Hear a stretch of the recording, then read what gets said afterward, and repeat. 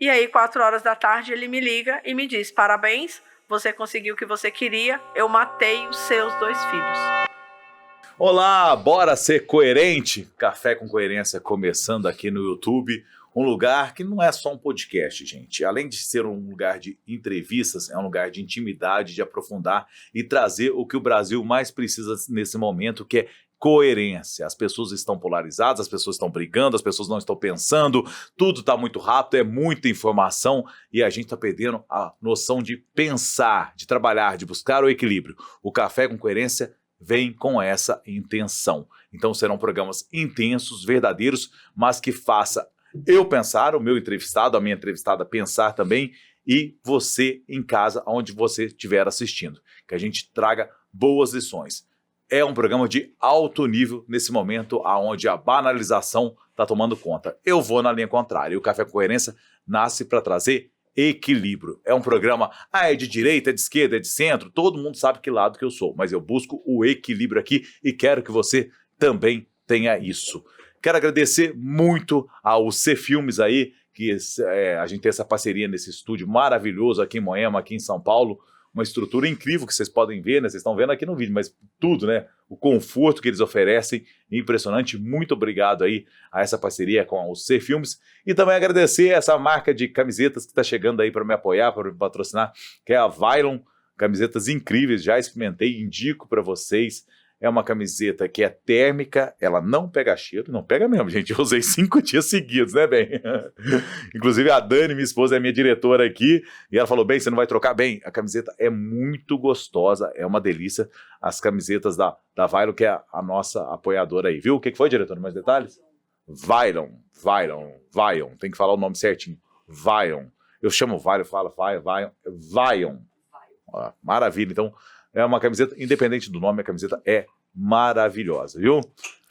Sozinho a gente não faz nada, por isso eu faço questão de agradecer os nossos parceiros, quem faz o Café com Coerência acontecer. Principalmente a Rodoxisto, quase 30 anos no mercado, mais de 600 carregamentos de hortifrutis por dia. Que maravilha, eu conheci eles lá em Curitiba, que família legal, que estrutura legal, que funcionários carinhosos. O meu forte abraço aí pro Ari e pra Marlene. Rodoxisto, gente, confie nessa marca, uma empresa séria, uma empresa direita e que me ajuda a fazer o Café com Coerência acontecer. Amanda, prazer te receber aqui. Te chamo de doutora Amanda, delegada Amanda ou Amanda? Amanda, somos mineiros, vai! Ah, é verdade. Você é de BH? Eu sou de Teoflotone. Teoflotone, é verdade. Tchau. Tá, para explicar pro pessoal, essa entrevista vai ser uma entrevista um tanto forte, intensa. Para quem não conhece, muita gente já te conhece pelos últimos fatos, principalmente depois que aconteceu aquele fato em Tubiara, daquela mãe que teve os filhos mortos pelo marido. Você apareceu muito forte, sendo um porta-voz para confortar não só aquela família, mas para confortar outras pessoas nesse sentido e trazer um pouco mais de noção e entender a situação. Nossa relação até começa aí nesse ponto. Mas para quem não sabe, a Amanda infelizmente viveu uma tragédia que foi ter os filhos mortos pelo marido. Até arrepio de falar. Tão complicado que é pesado falar isso. E a gente se conheceu na época que eu fiz um vídeo de Tubiara e o vídeo, eu tive um corte desse vídeo retirado e fui cancelado, principalmente pelo pessoal da esquerda, em relação como um ato machista. E realmente fui muito infeliz naquelas colocações. E logo em seguida a Amanda foi muito coerente, quando todo mundo estava me xingando, ela chegou lá e botou muita coerência na minha fala, entendeu o que eu queria falar, mas a forma que eu falei estava errado, e ela quis conversar, e a gente se conheceu naquela época, e eu falei: quando eu tiver o podcast, eu quero a sua participação, porque eu quero trazer exemplos de coerência, e você, para mim, é um exemplo de coerência, viu? Por isso que você está aqui comigo hoje. Primeiro, eu queria que você se apresentasse e contasse um pouco de quem você é profissionalmente, para o pessoal entender. Primeiramente, eu quero te agradecer, para mim é um prazer estar aqui nesse projeto, desejo todo o sucesso do mundo, precisamos de mais projetos assim. Obrigado. Como você realmente diz, vivemos num Brasil muito polarizado, e tudo que a gente precisa no momento é equilíbrio, e nada melhor do que um ambiente em que a gente consegue discutir, dialogar com muita coerência, levando para as pessoas informação de forma muito objetiva, transparente, para que as pessoas decidam, né, como que ela vai receber aquilo, e não como a gente tem recebido as informações atualmente, que a gente está sendo recebendo enxurradas de coisas, tudo com influências, né, externas para que a gente pense como querem que a gente pense. E a gente está sendo doutrinado por aqueles que estão acima, e é muito importante projetos assim, que traz mais clareza para toda a população, para que a gente tenha autonomia de raciocínio. Então, para mim é um prazer, uma honra estar aqui no teu projeto, viu? Não, o prazer é todo meu, é isso que a gente busca, esse equilíbrio. Todo mundo sabe da minha ideologia, eu sou de direita, sou uma pessoa de direita, mas aqui eu quero que as pessoas vejam o Marcelo Renaud mais focado na coerência. O Marcelo Renaud das redes sociais rápidas, ali do short, do Instagram, do TikTok, é o Marcelo mais barulhento. Aqui é uma coisa que eu quero buscar mais uma coisa mais centrada. É que sou eu mais ou menos do dia a dia. E eu quero então que você se apresente na questão profissional. Quem é a Amanda profissionalmente falando? A Amanda é delegada de polícia, sou delegada de polícia hoje no estado do Pará. Desde 2022, fui aprovada no concurso, o concurso é de 2021. Me dediquei desde sempre à carreira jurídica, sempre foi um sonho meu, desde a infância, fazer direito, para fazer um concurso para delegada. Então, hoje, depois da minha aprovação como delegada de polícia, fiz uma pós-graduação em Direito Penal, fiz pós-graduação em Ciências Criminais e Psicologia Forense. Busco estudar o ser humano, principalmente depois do fato que me ocorreu, então me formei como um life coach, hoje eu sou coach de vidas, busco o máximo de conhecimentos para entender melhor o ser humano, então também me formei como analista comportamental. Sou escritora, escrevi um livro digital, o livro Mente Forte e Resiliente, onde eu compartilho com todo mundo as mesmas ferramentas que eu uso para me manter de pé, mostrando para todo mundo que tudo é superável, né? A gente consegue, com muito controle emocional, lidar com as adversidades que surgem com mais sabedoria. Também sou coautora de um livro da editora Líder, aqui de São Paulo, série especial Mulheres, Mulheres na Segurança Pública. Esse selo da editora Líder, Marcelo, é um selo que nos traz o reconhecimento de autoria internacional. Então, para mim, profissionalmente, foi um projeto muito positivo. É um selo reconhecido em 182 países e agregou muito para mim na minha carreira. Para mim foi uma honra participar desse projeto, porque eu estava ao lado de outras mulheres da segurança pública de todos os estados do Brasil. Então foi um projeto muito bacana da editora Líder. E hoje estou com o meu objetivo de vida de usar as redes sociais, fazer palestras pelo Brasil afora, para que mulheres entendam, né, e conheçam mais sobre violência contra a mulher. Tá, isso tudo aconteceu, tantas coisas, né? Tanto aprimoramento, acontece, você resolve abrir toda essa parte de se aprimorar profissionalmente e entender mais o cenário após a tragédia, que daqui a pouco a gente vai explicar tudo o que aconteceu, mas é após a tragédia que ou você já tinha essa ânsia antes? Não. A delegada surge antes da tragédia, depois como é que foi, né, nessa linha cronológica aí? Eu sempre, desde criança, eu tive anseio por conhecimento, eu sempre gostei muito de estudar. Eu sempre disse a vida inteira, eu nunca estudei por obrigação, eu sempre estudei por prazer. Queria ser sempre a melhor aluna da sala, queria ter sempre as melhores notas. Então, ir para a carreira jurídica era um sonho de criança mesmo. Então, fiz o direito, passei na OAB no 9º período. E aí foi quando eu falei, já que eu estou aprovada, eu quero agora dar um stand-by na minha profissão para cuidar da maternidade, que era um outro sonho também que eu tinha muito, muito forte. E sempre me qualificando, estudando, fiz muito curso, né, durante a minha qualificação ainda na formação como jurista, mas depois da tragédia eu foquei muito no estudo do ser humano. Eu digo que hoje meu objetivo de vida é tentar entender o máximo possível a mente humana, quero, se Deus me permitir, hoje eu ainda sou mestranda em segurança pública, estou pela UFPA, no projeto de segurança pública da Universidade Federal do Estado do Pará, justamente sobre violência vicária. Então, depois do fato, obviamente, a minha linha de estudo focou muito para essa situação da violência e entender mais a mente humana, entender o ser humano, porque, querendo ou não, eu vivi por 20 anos com uma pessoa que, na verdade, eu não conhecia. Então, hoje, meu objetivo de vida é tentar estudar para conhecer o ser humano cada vez mais. Antes da gente falar do seu ex-marido, você tem quanto tempo de delegada? 4 anos. 4 anos. Nesses 4 anos você já tem uma base muito forte, e eu acho que o delegado, principalmente quem trabalha na Polícia Civil, convive muito com a questão da investigação, a questão da conversa, a questão de dialogar com criminosos. essa parte te interessa? Você gosta de aprofundar na mente criminosa quando você está conversando, de analisar comportamento e você começa a traçar linhas em relação a isso? Porque falar que buscar entender a mente humana, eu acho tanto quanto utópico, porque a gente nunca sabe o que pode sair da mente humana. Sim. Como que é o seu comportamento como delegado? Você é intensa com os suspeitos dos crimes, com essas pessoas? Como é que é o seu comportamento de analítico nesse sentido? Porque muito delegado deixa passar reto. Então, Sim. como é que a delegada Amanda se comporta com as pessoas que vão lá?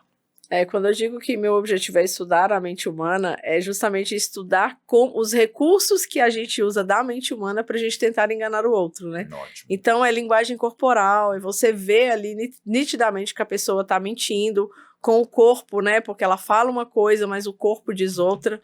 Então é essa estrutura toda de comunicação que eu busco muito me aprimorar. E obviamente quando a gente está ouvindo alguém, algum suspeito, eu procuro muito me atentar a esses detalhes para pegar uma mentira, pegar onde pode estar um ponto que está sombrio, que eu preciso investigar melhor.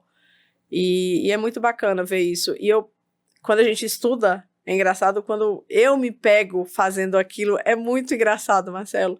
Eu falo, meu Deus do céu, a pessoa vai saber que não era isso. Que não era isso. É muito bacana, é muito Quando bom. a linguagem corporal te trai, vamos dizer assim. E aí você sabe que o seu corpo, porque é incontrolável. Não dá pra ser sincero o tempo todo também, é incontrolável. Né? Não dá. Tirando o psicopata, que tem uma capacidade assim, muito, muito grande de controle. Você entende bem de psicopata?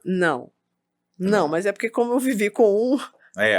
Não, mas eles têm características. Eles têm características. Eu, assim, por de fora, eu entendo o psicopata como uma pessoa... A pessoa entende o psicopata, uma figura muito errada na minha cabeça, vai me corrigir se estiver errado ou não.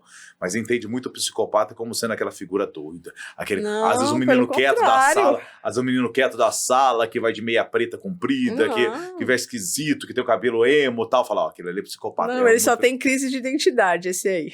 O psicopata, ele é sedutor, né? Ele é muito bom de convencimento, ele né?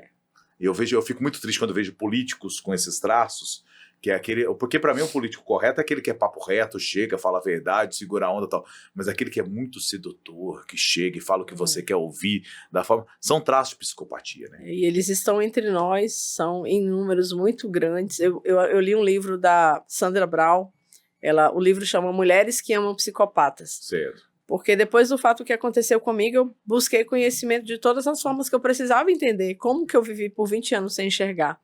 E ela diz muito isso, que eles estão entre nós com essa capacidade, né, de serem dissimulados, de passarem por bons maridos, de bons vizinhos, de excelentes profissionais. Se mostram muito seguros para os outros e inseguros para quem precisa realmente se mostrar, né? E tem uma característica que é muito clássica do psicopata, que mostra justamente quem está em alto escalão, quem está no poder, que é a falta de empatia. Eles são muito... Eles não têm compaixão, a falta, né? de escrúpulos e a falta de empatia não é só falta de honestidade, de princípios morais, é um traço da psicopatia, entendeu? E isso é muito clássico desses altos escalão. Eu já escutei essa frase, você me corrija se eu estiver errado. Todo psicopata, nem todo psicopata é assassino, mas todo assassino é psicopata. Não. Isso faz sentido ou não? Eu não vou falar nem como alguém que já estudou um pouquinho aí de psicanálise, dessa coisa, mas eu digo como delegada de polícia, pelo contrário, nem todo assassino é psicopata. E te digo mais, todos nós somos potenciais homicidas. Todos nós. Depende da ocasião. Depende da situação. É o sistema de defesa, se você né? estiver em perigo, você vai matar. Porque é matar ou morrer, isso é instintivo, isso é instinto natural de sobrevivência. Então, a partir do momento que eu puxo um gatilho numa defesa da minha família, ou da minha honra, ou da minha situação, da minha honra, da minha vida, um ato de defesa, isso não me caracteriza. Não te vai te fazer, com certeza. Uma vez falaram isso para mim. Vamos trazer agora para essa questão de que você viveu, que muita gente não sabe, e eu quero que o máximo de pessoas saibam sobre essa história. Você, como disse, você viveu com um narcisista, um psicopata, sem saber. E isso termina numa tragédia gigante que faz que você esteja aqui hoje. Me fala uma coisa, como é que é o começo seu do relacionamento com ele? Eu sei que você já contou várias vezes, mas aqui eu quero algo diferente nesse sentido. Eu vou te fazer uma pergunta em relação a isso. Você era uma pessoa iludida, apaixonada e não enxergou que esse seu companheiro poderia ter esses traços? O que a Amanda daquela época sentiu para que chegasse num relacionamento de casar, de ter filhos? Eu era uma menina de 20 anos e ele tinha 19 anos a mais do que eu. Então, é uma diferença de idade que, querendo ou não, traz uma discrepância muito grande e deixa... Ele já era casado ou não? Ele tinha um relacionamento anterior, mas ele já tinha se casado. separado. Eu venho de uma situação, de uma infância que me deixou muito vulnerável, né? Então, eu tive uma relação, uma criação de muito castigo físico, de negligência, a ausência da figura paterna. Eu nunca soube realmente quem era o meu pai. Então, são características que faz com que o adulto se torne carente necessitado de carinho, amor, cuidado e proteção. E ele aparece na minha vida me oferecendo justamente isso. Carinho, amor, cuidado e proteção. Ele veio uma menina que tinha saído do interior, eu saí de Minas e fui para a capital, saí de Teoflotone e fui para a capital, porque eu queria estudar, porque eu queria trabalhar. Cidade pequena nunca foi para mim meu sonho de vida, porque eu era limitado demais, a minha mente não funciona como mente de cidade pequena, eu queria expandir, eu queria ser muito maior do que aquilo. Então, com 20 anos, eu falei, eu vou para a capital porque eu vou arrumar um emprego e vou viver lá. E aí eu fui, tinha uma irmã que morava lá, aí fui uma semana para procurar emprego, graças a Deus consegui um emprego rápido, e aí voltei, só peguei as minhas coisas e me mudei para Belo Horizonte, morando na casa dessa minha irmã. E logo em seguida eu conheci o pai dos meus filhos, que vem com essa característica de ser uma pessoa que ele não vem para mim, não foi um amor, não foi uma paixão, foi justamente uma carência. Seria uma fuga emocional. Daquela sexualidade? Uma fuga, e assim, a psicologia diz muito isso, né? Essa atração que a gente sente por um homem mais velho é justamente porque você não tá vendo nele um homem no sentido de, né, do que a gente busca como homem de relacionamento, mas ele vem muito para assumir a figura do pai. Então ele era muito mais meu pai, meu amigo, do que aquela figura daquela menina que se apaixonou loucamente, entendeu? Nunca teve isso, eu nunca me vi ali completamente apaixonada por ele, mas eu me vi protegida, me vi acolhida, e eu era a vítima que todo psicopata aí, né, ideal. É interessante colocar isso, porque a sua história é a história de muita gente, de muitas mulheres. Para mim é um raciocínio errado quando você começa um relacionamento dessa forma. Como é que você enxerga hoje? Vamos falar, se você pudesse dar um recado para aquela Amanda com 20 anos, como é que você alertaria ela de certa forma? Porque tem muitas Amandas por aí. Marcelo, mas a gente não tem esse... assim, primeiro que para uma pessoa de 20 anos é difícil você... Porque eu tenho 44 anos. Eu vejo na menina de 20 1 milhão de coisas que poderia ter sido diferente, mas a maturidade me traz essa visão. Mas vamos imaginar que há várias Amandas assistindo a gente agora, e que podem estar passando por essa situação. Porque a gente sabe que muita gente passa por essa situação hoje em dia, se apaixonar por pessoas mais velhas, por segurança, muitas vezes até por certos interesses, de certa forma. O que você falaria para essas pessoas, baseado no que você viveu? Primeiro, observar o seu passado. Porque se você tem carências emocionais, afetivas do passado, busque se curar primeiro na terapia. Porque se você não curar o seu passado, você vai viver de migalhas. Você vai viver de migalhas aceitando pouco como se fosse muito. Você vai se tornar uma vítima vulnerável para psicopatas aí, e potenciais relacionamentos abusivos. Então, cure do seu passado. Olhe para o seu passado. Eu queria que te fale, não busque, porque isso é algo, né, que a gente vê agora, eu como delegada e como pessoa que já viveu uma situação, fala isso repetidamente. Não busque no outro aquilo que te falta. A gente não tem que buscar num relacionamento alguém para nos completar. A gente precisa buscar alguém que venha transbordar. E eu digo sempre que a primeira coisa para você entrar num relacionamento saudável é você ter a sua identidade muito bem definida. Você saber quem você é, o que você quer, quais são os seus sonhos, quais são os seus objetivos de vida.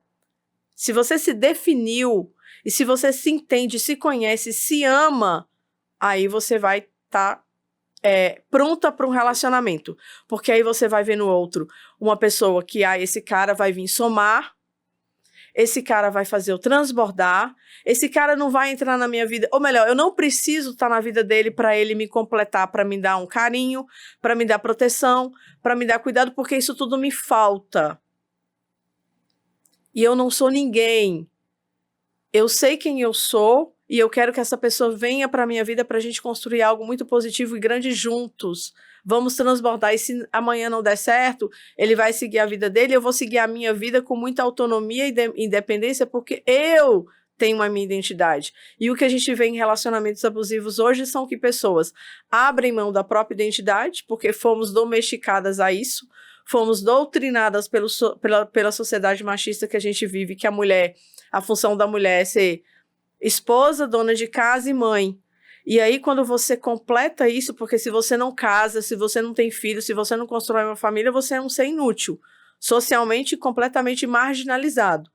E aí vem a mulher cumprir essa função social, só que ela perdeu a identidade. Eu não vejo problema, assim, da mulher ser dona de casa, desde que seja uma escolha dela.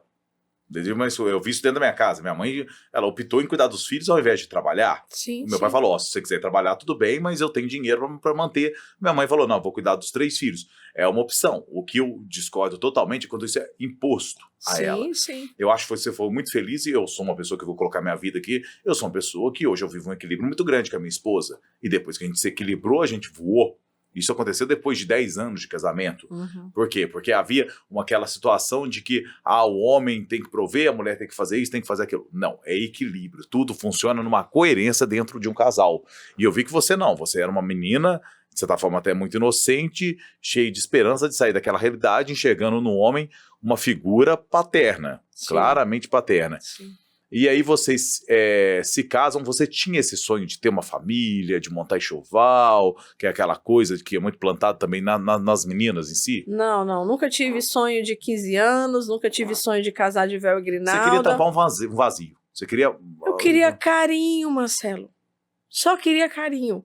Obviamente, construir uma família é algo que eu queria porque eu sempre quis ter filho. Eu sempre gostei muito de criança. Então, o meu sonho de criança era ter filho. Eu, com 18 anos de idade, eu estava sonhando com meu filho. E foi um sonho tão real que eu tocava, eu sentia, eu tinha um nome, era Letícia. Eu sentia a pele, o cheiro, foi muito intenso aquele sonho. Eu com 18 anos. Então, eu tinha, assim, o desejo de construir uma família, de ter meus filhos, de ter um casamento, mas esse desejo de fazer uma cerimônia, de casar, de branco, não, isso eu pulei. Enxoval, montar a casa, bonitinho. Eu sou ariana, eu sou muito objetiva, esse negócio de mimimi, isso é coisa de... Não, de gente, não, pra mim eu sou prática. E você, depois de casado, que vocês casaram, me conta assim, como que foi o comportamento dele quando... Tanto que vem o Marcelo e depois vem a Letícia, né? Isso. Uma diferença de 4 anos. 3 anos. 3 anos cada um. Como é que é o comportamento dele? O namoro, você falou que foi um namoro que não dá pra gente explicar muito, porque você não tinha muita noção daquilo. E eu nem namorei, né? A gente se conheceu e a gente já tava morando junto. Já tava morando junto. E como é que foi esse comportamento vivendo com ele dentro de casa? Porque o objetivo desse encontro hoje não é apenas emocionar as pessoas e fazer refletir, mas é um alerta. Sim. O seu trabalho hoje daqui para frente é alerta. O seu trabalho é muito mais de contenção e evitar que novas coisas aconteçam acima de tudo. Sim. Me fala uma coisa, como é que ele era, qual era o nome dele? Paulo. O Paulo. Como o Paulo se comportava quando os filhos vieram, quando começou já essa relação de casal dentro de casa? É o problema de toda relação abusiva. Eles são perfeitos. Esse é o... Não tem como um casamento, um relacionamento ser perfeito. Um casamento sem briga, sem confusão, sem discussão. Não preciso falar agressão nem nada, mas sim, a discordância, eu todo santo dia eu tomo um café da manhã com a minha esposa, de meia hora a gente tem, que eu considero até uma oração às vezes. Mas há várias discordâncias. Não concordo com isso. Por que você não concorda com isso? O debate entre o casal, ele precisa. Às vezes um ficar de cara virado com o outro é necessário. Isso é muito importante você começar por esse ponto. Era aquele casamento, eu sempre digo isso e repito, porque eu vivi 20 anos como se eu tivesse a família mais perfeita do mundo. E todo mundo sonha. Você olha assim, as meninas, eu quero ter a família de margarina, eu queria ter isso. Não é, a vida não é perfeita. Muito bom você falar isso. As pessoas têm essa impressão de que as meninas têm, eu quero ter uma vida perfeita, quero ter isso, aquilo. Não será. As imperfeições fazem a perfeição. Ele era muito sutil, ele era muito inteligente, como todo psicopata, né? Então, assim, no começo era aquela lua de mel constante, Então, eu fiquei ali dos 20 aos... Muito carinhoso, fazia suas vontades. Muito carinhoso, me tratava como uma rainha. Ele tinha irmãs? Tinha. Tinha irmãs, mãe? Tinha. Como é que ele tratava essas pessoas? A relação dele com a família dele, ele tem ele se faz vítima da família. Entendi. Entendeu? Então era uma relação saudável. Eu sou um coitadinho. Mas ele é vítima da família, ele é vítima do ex-relacionamento, ele é vítima do casamento. Errado ele não estava em nada. Ele não estava em nada. Então vamos dividir. Ele era uma pessoa carinhosa com você, uma pessoa que fazia sua vontade, que jogava o jogo que você queria que jogasse. Mas com os outros ele era o pobrinho, coitadinho, vítima da sociedade ali. Ah, interessante isso. Que era pra te sensibilizar também. Sim, sensibilizar. Então, tanto que eu comprei uma versão da família dele que depois eu descobri que não era real. Mas é aquilo que ele queria me vender. E ele era muito, muito sutil, assim. Eu sempre digo que eu vivi 20 anos sendo controlada, mas vendo todo o controle como cuidado. Então, ele sabia, primeiro, a primeira coisa que eles fazem é estudar a personalidade da pessoa. E a primeira coisa que ele viu é que eu era uma menina sonhadora, ambiciosa no sentido, não é gananciosa, porque eu uso muito essa palavra porque ela me define, eu sou uma pessoa ambiciosa. Sim. Isso não tem nada a ver com ganância. Tem a ver com alguém que não se limita com a mediocridade, entende? Eu quero crescer, você quer mais. Eu quero mais, eu quero estudar cada vez mais, eu quero ir cada vez mais longe. O que tá te prendendo, você deixa pra trás. Justamente. Então, ele sabia isso, que eu era uma pessoa ambiciosa, que eu ia estudar, que eu queria construir uma vida pra mim, uma profissão, uma carreira. E diante disso, ele sabia que ele não poderia vir para aquele controle normal. Ele sabia que eu odiava ciúme, eu não gostava de homem ciumento. Certo. Então, tudo isso ele camuflou. Então, o que ele faz primeiro? Olha, já tirou carteira? Não. Então, vamos tirar carteira. Vai fazer o quê? Vai estudar? Qual curso você quer? Direito? Tá, então vamos fazer direito. Então. Ele me impulsionava. Porque ele sabia que eu não era mulher para ser dona de casa. Porque muitos homens pegam uma menina de 20 anos, põem dentro de casa, tem condição financeira e deixam ela lá como dondó, que muitas querem essa posição. Eu conheço algumas que gostam bem disso, viu? Então tá lá, mas ela tá perdendo os anos de vida. Mas é a escolha dela. É a personalidade dela. É a escolha dela. Só que eu queria estudar, eu queria crescer. E ele foi me propor, bora tirar a carteira? Vamos lá, tirar. Vamos estudar? Vamos. Fez a faculdade de Direito. O que você vai fazer agora? Vai fazer concurso? Não, agora eu quero ser mãe. Tá, tudo bem, mas olha, eu não quero ser... Olha como começa. Eu não quero ser pai e criar um filho, mais uma vez, longe da minha família. Porque ele já tinha uma filha do antigo do casamento, né? Nessa frase dele, Marcelo, ele tinha um casamento anterior. Aí, com 6 anos, ele se separou da mulher. Então, a filha dele tinha 6 anos. Quando eu conheci, a filha já tinha 11. De 10 ou 11 anos, se não me engano. E ele usou essa estratégia comigo. E assim era a tortura psicológica. Mas eu não entendi. Ele falou que não queria criar um filho longe. É porque ele já criava uma filha à distância. Mas ele já estava prevendo separar de você? O nome disso é chantagem emocional. O que ele quis dizer para mim com essa frase? Você quer um filho? Eu te dou. Mas você não pode se separar de mim. Ah, entendi. Entendeu? Ele já te bota aquela pulga assim, ó. Ele vai me amarrando. O tempo inteiro. Então, na verdade, ele não foi te impulsionando, ele foi te comprando, entre aspas. Ele foi me amarrando, ele foi me prendendo. Falar, ali ela gosta, eu vou dar isso pra ela. Mas você quer um filho? Você quer uma família? Beleza, eu vou te dar um filho, mas... É muito interessante a gente contar sabendo o final da história, mas analisando, eu, por exemplo, tirei o final da história da minha cabeça. Você também que está assistindo, é muito interessante. Você já sabe o final, mas vai analisando os passos, porque olha como é que vai, o preço que isso vai custar. Como ele foi botando o preço nas coisas sem perceber que você estava colocando. E outra coisa, aí de controle, né? Eu sempre, eu relembrei disso há pouco tempo. A faculdade, por exemplo, quando eu fazia faculdade, ele já tinha feito uma faculdade casado, e ele falou pra mim, olha, homem casado, mulher casada, pessoa casada, não fica indo pra barzinho, pra happy hourzinho com coleguinha de faculdade. Isso não é conduta de alguém casado. No meu casamento, eu ia pra faculdade, acabou a faculdade, eu ia direto pra casa. A turma ia se fazer alguma confraternização, alguma coisa, isso é coisa de gente solteiro. ele era muito sutil. Ele não falou pra mim, olha, tu vai pra faculdade, eu não quero você em bar com coleguinha de faculdade. Isso não é comportamento de mulher casada. Ele era delicado. Mas ele se Ele comportava sabia. meio como o seu orientador, o seu mentor, o seu pai? Ele se Como comportava meu assim? pai, né? Eu tava assim, olha, não faz isso não, você não sabe nada da vida não, eu já sei. É Eu isso. já sei. Eu vivi isso, eu passei por isso, eu já fiz uma faculdade, eu ó, era casado. segue essa linha aí, ó, você não sabe isso, entendeu? É isso, Atenção em relação é a isso. isso. Então ele era muito assim, muito sutil. E aí quando eu começo a estudar para concurso, por exemplo, outra coisa que ele me amarrava, ele falava o tempo inteiro. Eu tenho certeza que quando você chegar onde você quer, que quando você passar no seu concurso, a primeira coisa que você vai fazer é meter o pé na minha bunda. Ah, tá. Olha o coitadinho aí. E aí ele vai me amarrando, porque Você viu ele como ele já criava um monstro dentro da cabeça dele, né? Sim. E ele ele sabe, ele conhecia muito a minha personalidade, ele sabia que eu tenho um senso de gratidão muito grande.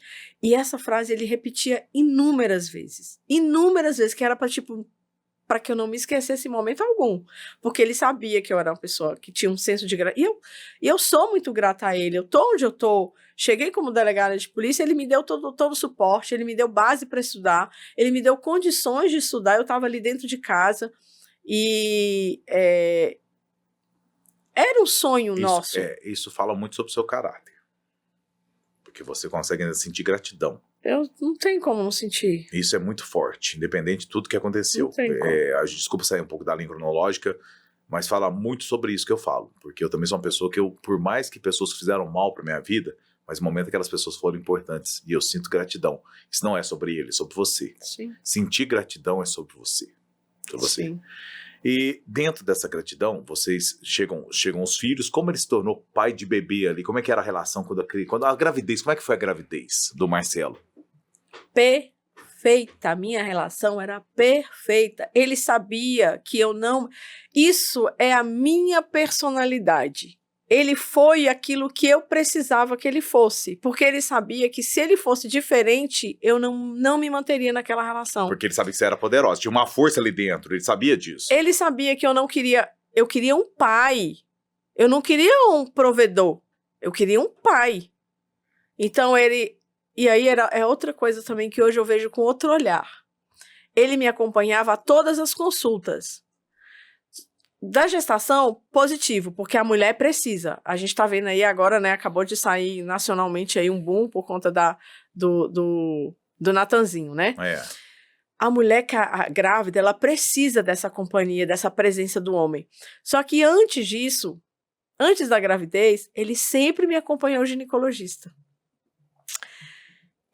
E aquilo que era carinho, cuidado, hoje eu vejo como excesso. Porque, querendo ou não, era o meu momento de intimidade com o médico. Sim. Que ele não me permitia ter. Ele queria controlar tudo ali. Ele queria controlar até isso. Então, até esse momento de muita intimidade da mulher, que a mulher está com o ginecólogo, porque eu acho assim, na gravidez é um outro cenário, é um outro recorte da vida, mas no dia a dia, a mulher no ginecologista precisa o homem acompanhar? Será que não é um controle? Eu nunca acompanhei, minha esposa não. Pois é, então ele sempre... Assim, quando eu fazia ultrassom, eu acompanhei. Ele sempre me acompanhou o ginecologista, e hoje eu olho pra trás e engraçado, falo assim, eu não tinha tido essa visão. Como assim? Qual a necessidade dele de ir lá e de saber, de ouvir, de estar lá? Entende? Então, hoje eu vejo essa presença dele como controle. Mas como pai, ele ia a todas as minhas consultas, a todos os exames, ele acompanhava, foi uma gravidez desejada, foi uma gravidez planejada, feito com muito carinho, com muito amor. Quando nasceu o Marcelo, ele era aquele pai que eu amamentava e ele que colocava para rotar. Então, eu não era aquela mulher que eu ficava acordada a madrugada inteira sozinha e o marido dormindo porque ele ia sair de manhã para trabalhar. Não, eu acordava e ele acordava junto.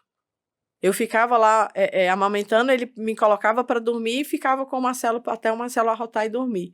Então, ele era porque ele precisava ser, ele era um personagem. O psicopata, dentro de um relacionamento, ele é um personagem. E ele é um personagem que ele vai ser elaborado conforme... Sabe você vender o produto conforme a demanda do cliente? Sei. É isso. Ele te dá aquilo que você precisa. Mas você acredita? Vamos trazer para um outro cenário. Você chegou a viver em algum momento uma dicotomia, uma dualidade na sua cabeça de falar assim, depois que tudo aconteceu, de você pensar e falar assim, ele era uma pessoa boa, mas ele se perdeu. Ou ele nunca foi uma pessoa boa? Não, ele nunca foi uma pessoa boa. Ele nunca foi uma pessoa boa porque... É porque a tendência das pessoas é passar pano. Não. Ele nunca foi uma pessoa boa. Desde sempre eu vi esses traços, por exemplo, a falta de empatia. Eu sempre vi a falta de empatia, era algo que me incomodava. Ele sempre prejudicou muito as pessoas profissionalmente. Entendi. Ele era dentista, então assim, ele fazia implante dentário. E ele ia para um lugar, abria um consultório, aí se prejudicava lá porque ele fazia coisa errada na boca dos pacientes, ele simplesmente ignorava. É como se você abrisse uma panela, a comida tá podre, tu tampa e deixa lá. Deixa feder. Deixa feder. E aí ele passava daquele lugar e ia para outro lugar. Aí abria consultório em outro Esse, pra mim, é o traço mais forte. Presta atenção nisso. A falta de empatia mostra muita coisa, muita coisa. Só que aí o que ele contava? Inventava, né, histórias para justificar aquilo ali. A vítima. Ele era a vítima de tudo. Então não era ele que fazia o errado, era alguém que fez ali alguma coisa errada e ele foi para outro lugar. Então a falta de empatia era algo muito presente nele e algo que a própria família dele tinha casos, né, que contava e tal, e a gente percebia, mas ele era muito dissimulado porque ele manipulava a própria família.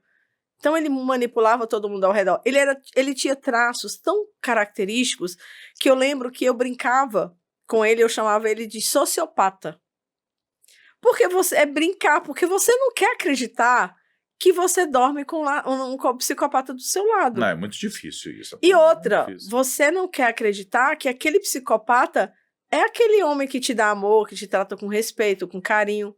Você acha que o psicopata é esse homem com cara de doido, com cabelo todo despenteado, que anda com a machadinha na mão. A mídia vendeu essa imagem do psicopata, né? Vendeu essa imagem do louco. Ele pode até mostrar essa figura, mas ele não mostra para a sociedade. Sim, ele mostra na intimidade. Mas ele tinha muito isso. Então, ele não tinha amigos.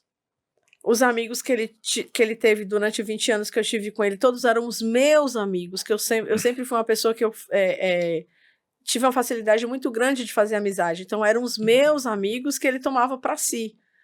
Ai, vamos sair, chama fulano de tal, vamos fazer um encontro de casais. Ele queria estar todo mundo ali, até para controlar também as minhas amizades. E aí vem um outro traço dele de controle. Como ele sabia que eu não gostava de homem ciumento, ele me estimulava a sair. Vai sair com suas amigas, vai relaxar. Por que ele me estimulava a sair com as minhas amigas? Porque as minhas amigas eram as mães dos colegas dos meus filhos, Entendi. Todas casadas. Então, se a gente fala assim, vamos dar um rolê, vamos para um barzinho, tomar um vinho... É o pessoal do trabalho que vai sair e tal. Não é trabalho. Vamos tomar um vinho, vamos conversar e tal. Vamos, a gente senta lá no bar, toma um vinho e vai embora para casa. Se fosse faculdade, deixa eu ir ali pro barzinho depois da aula, com certeza ele não deixaria. Ele iria arrumar um empecilho. Mas ele estimulava eu sair com as minhas amigas porque ele sabia que aquele núcleo não representava nenhum perigo para ele. E aí ele queria trazer todo mundo para perto. Então vamos fazer alguma coisa aqui em casa, vamos receber suas amigas, vamos receber Tudo sob controle. Tudo sob controle. Liberdade zero sua. E você não percebia. E quando a Letícia chega, ele tem o mesmo comportamento também? É o mesmo paizão, tudo assim? Como é que foi, né, nessa pegada, assim, nesse ponto? A Letícia... ele assustou um pouco porque ele não queria ter um segundo filho. Certo. Então, a princípio, não foi uma gravidez, né, tão desejada, tão planejada como do Marcelo. Mas, quando ela chega, ele vê que não tem o que fazer. Até porque fazer um aborto, por exemplo, jamais eu cogitaria essa possibilidade. Não, mas ele chegou a rejeitar a ideia ou não? Inicialmente, sim. Ele perguntou, mas é o momento? Já tem não é o momento? Não. Depois que chega a notícia, é outro papo. Mas aí ele chegou a cogitar não é o momento. E agora? E agora não tem pra onde correr, porque fazer um aborto era algo que, na minha cabeça, de forma alguma. E era uma gravidez muito desejada por mim. Eu sempre quis ter filhos. Você jamais. Você previu a Letícia. Aí eu sonhei, eu nem sabia que era a Letícia ainda. Então... ele vem, aí quando a Letícia nasce, não tem pra onde correr, ele de novo assume aquele papel de bom marido, só que já não era mais tão lindo como foi da primeira gestação. Eu lembro que a gravidez da Letícia, por exemplo, ele já tinha mais dificuldade de fazer esse papel de bom pai. Aí a gente discutia mais, eu já ia a algumas consultas sozinha. Ah, entendi. Entende? Porque ele já estava cansado, porque aquele papel ele já tinha exercido com maestria. Ele tinha gás para um só. Aí ele gastou o combustível dele. Aí, de novo, fazer isso tudo, eu não consigo. Só que aí a gente... Te chateou na época esse comportamento dele? Me chateou. Eu lembro que que a do Marcelo foi uma gravidez muito tranquila. A gravidez da Letícia eu chorava muito, eu ficava muito triste. Será que ali você já começou a perceber que havia um outro Paulo ou não? Não tem. Você achou que era normal? Não, assim... É desgaste do tempo de relação também, né? O que acontece com muitos casais, que o primeiro filho é um barulho e o segundo já é uma outra pegada. Uma gravidez, uma gestação, ela sempre causa um impacto numa relação, por mais estável que a relação seja, né? Então, eu só vi isso mesmo como um desgaste da relação mesmo. E me fala uma coisa, como que é ele depois como pai, com os filhos crescendo, os filhos ali criança, como é que é esse comportamento? Depois ele se dá bem com a Letícia ou ele, ou ele faz a diferença dos filhos? Como é que era? Não. Depois que a Letícia nasce, ele trata a Letícia com muito amor. Volto a dizer, se eu sentisse qualquer coisa dele em relação à Letícia, eu não hesitaria em pegar meus filhos e voltar para Teoflotone se fosse preciso. Entendi. Entendeu? Então ele é o bom pai, ele é aquele pai cuidadoso, zeloso, é aquele pai que quer comprar tudo para os filhos, é aquele pai que é permissivo demais, sabe quando você quer comprar a criança? Você compra o amor de alguém sendo permissivo, sim. Ofertando tudo que a criança quer. Então eu era a autoridade, eu era o limite, porque por ele, ele daria tudo, porque é a forma que ele tem de falar assim, eu amo esse filho e esse filho me ama. Muitos pais têm essa visão. Até porque ele não tinha amor verdadeiro. E hoje eu consigo ver isso com muita clareza. Não, mas hoje o resultado, isso é muito claro, né? Então, mas na época eu não percebia, porque quando você, né, se faz de bom pai, assim, tentando dar tudo, tentando cuidar, por exemplo, ele era super protetor. Ele era aquele pai que se o menino estivesse no balanço, ele estava com as duas mãos assim atrás para o menino não cair. Quem estimulava os meninos a subir, a cair, a se machucar, a subir na árvore, era eu, porque eu fui criada na rua. E então eu precisava dessa autonomia dos meninos, né? Ele era um homem bundão, no sentido da palavra, desculpa, Chula, mas assim, era um homem medroso, ou ele era um homem que tinha essa defesa da família, aquela coisa, ou era um cara neutro nesse ponto? Não, pra mim passou como neutro nisso aí, porque eu lembro que o único momento da nossa vida que a gente que precisou ser incisivo em alguma situação, ele deu uma carteirada em meu nome. Entendi. Entendeu? Então ele não era aquele homem que não mexe com a minha família, aquele macho alfa que vem e fala que o mal tá chegando, é ele que vai na frente primeiro. É isso que eu falo, se o ladrão entrar na casa, ele é o primeiro a correr. Não vou dizer isso, porque eu não acho que também não é esse extremo, não. Mas muito também louco. não. Amanda, é muito louco conversar com você, porque, querendo ou não, a gente começa a enxergar o final da história. E a gente começa a ver, eu começo a enxergar perfeitamente isso. Que ele só foi corajoso no momento. É impressionante, daqui a pouco a gente vai chegar nesse ponto. Mas como é deprimente e ridículo um ser humano nesse ponto. Porque você mostra pra mim, eu não vejo um homem corajoso. No que você tá falando. Nunca foi. Eu vejo um homem oportunista.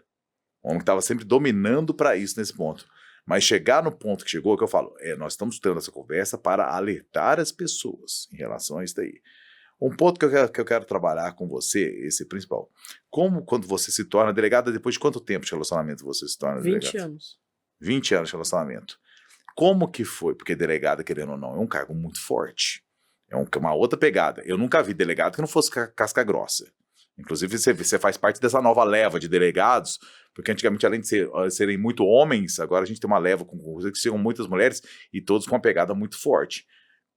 Como ele reage quando você passa a ter um cargo com uma figura tão forte assim? Como exige uma delegada? Ele se descontrolou completamente.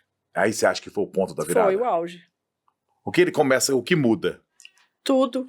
Eu saí da asa dele. Eu saí da zona de controle. Antes você trabalhava dele. como o quê? Como advogada? Eu trabalhava como advogada. Aí, por exemplo, uma pitada para as pessoas entenderem o que é controle. Entendi. Quando eu me formo em direito, eu dei um stand-by na minha profissão, porque eu já me formei, eu já era advogada. Então eu falei, qualquer coisa que acontecer, eu já tenho a minha profissão. Então agora eu quero ser mãe.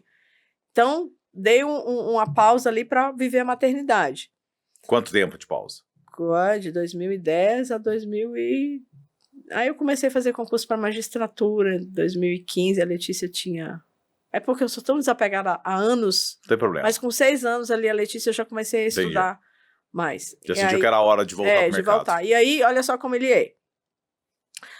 Como os meninos nasceram, eu queria... O ideal de quem faz concurso para carreira jurídica é fazer técnico, analista de tribunal, começar nessas carreiras mais baixas, né?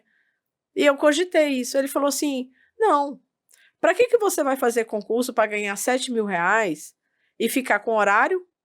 Eu tenho que pagar babá, eu tenho que pagar alguém para trabalhar em casa, eu tenho que pagar a escola. Você não vai ficar perto dos seus filhos, que o seu sonho é viver a maternidade. Nós vamos ficar engessados, porque eu não vou poder viajar a hora que eu quiser, a gente não vai poder passear, curtir. Para quê? Só que é uma forma que... Não é que ele estava preocupado comigo.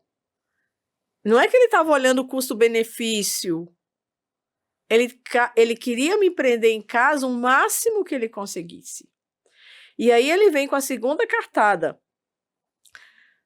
Por que você não faz concurso para magistratura, para o Ministério Público? Para que você vai fazer concurso para analista? Faz concurso para uma carreira grande. E aí são 2 pontos com isso. Primeiro, que ele projeta em mim um fracasso dele. Então, ele projeta em mim e quer em mim tudo que ele não teve.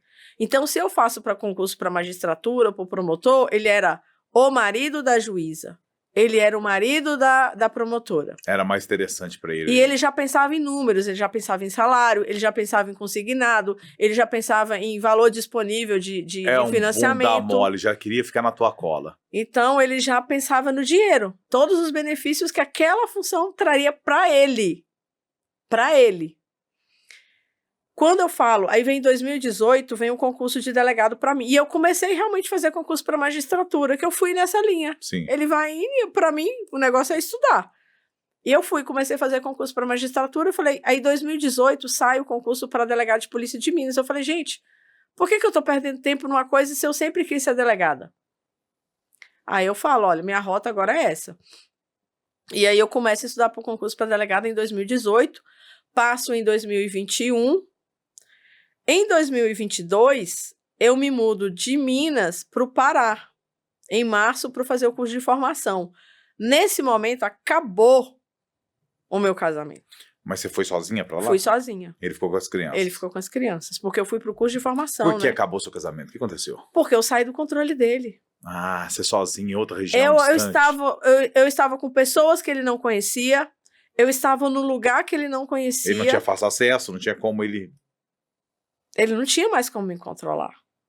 Mas como era o seu comportamento, assim? Como é que... vamos dizer assim, ele sentiu uma mudança de comportamento em você ou não? Não tem mudança de comportamento, Marcelo. Você estava focada? Eu estava focada ali. Meu objetivo era fazer meu curso de formação, ser a melhor aluna, porque isso sempre foi minha meta, mas principalmente o meu curso de formação eu precisava fazer da melhor forma possível, porque a minha nota ia definir a minha lotação. Tinha. E eu precisava de uma boa nota para uma boa lotação, porque a gente sabe que o estado do Pará é enorme, são 144 municípios, mas a gente está falando de pouquíssimos municípios com uma estrutura para receber uma família. Básica. E 2 crianças que vinham de uma capital.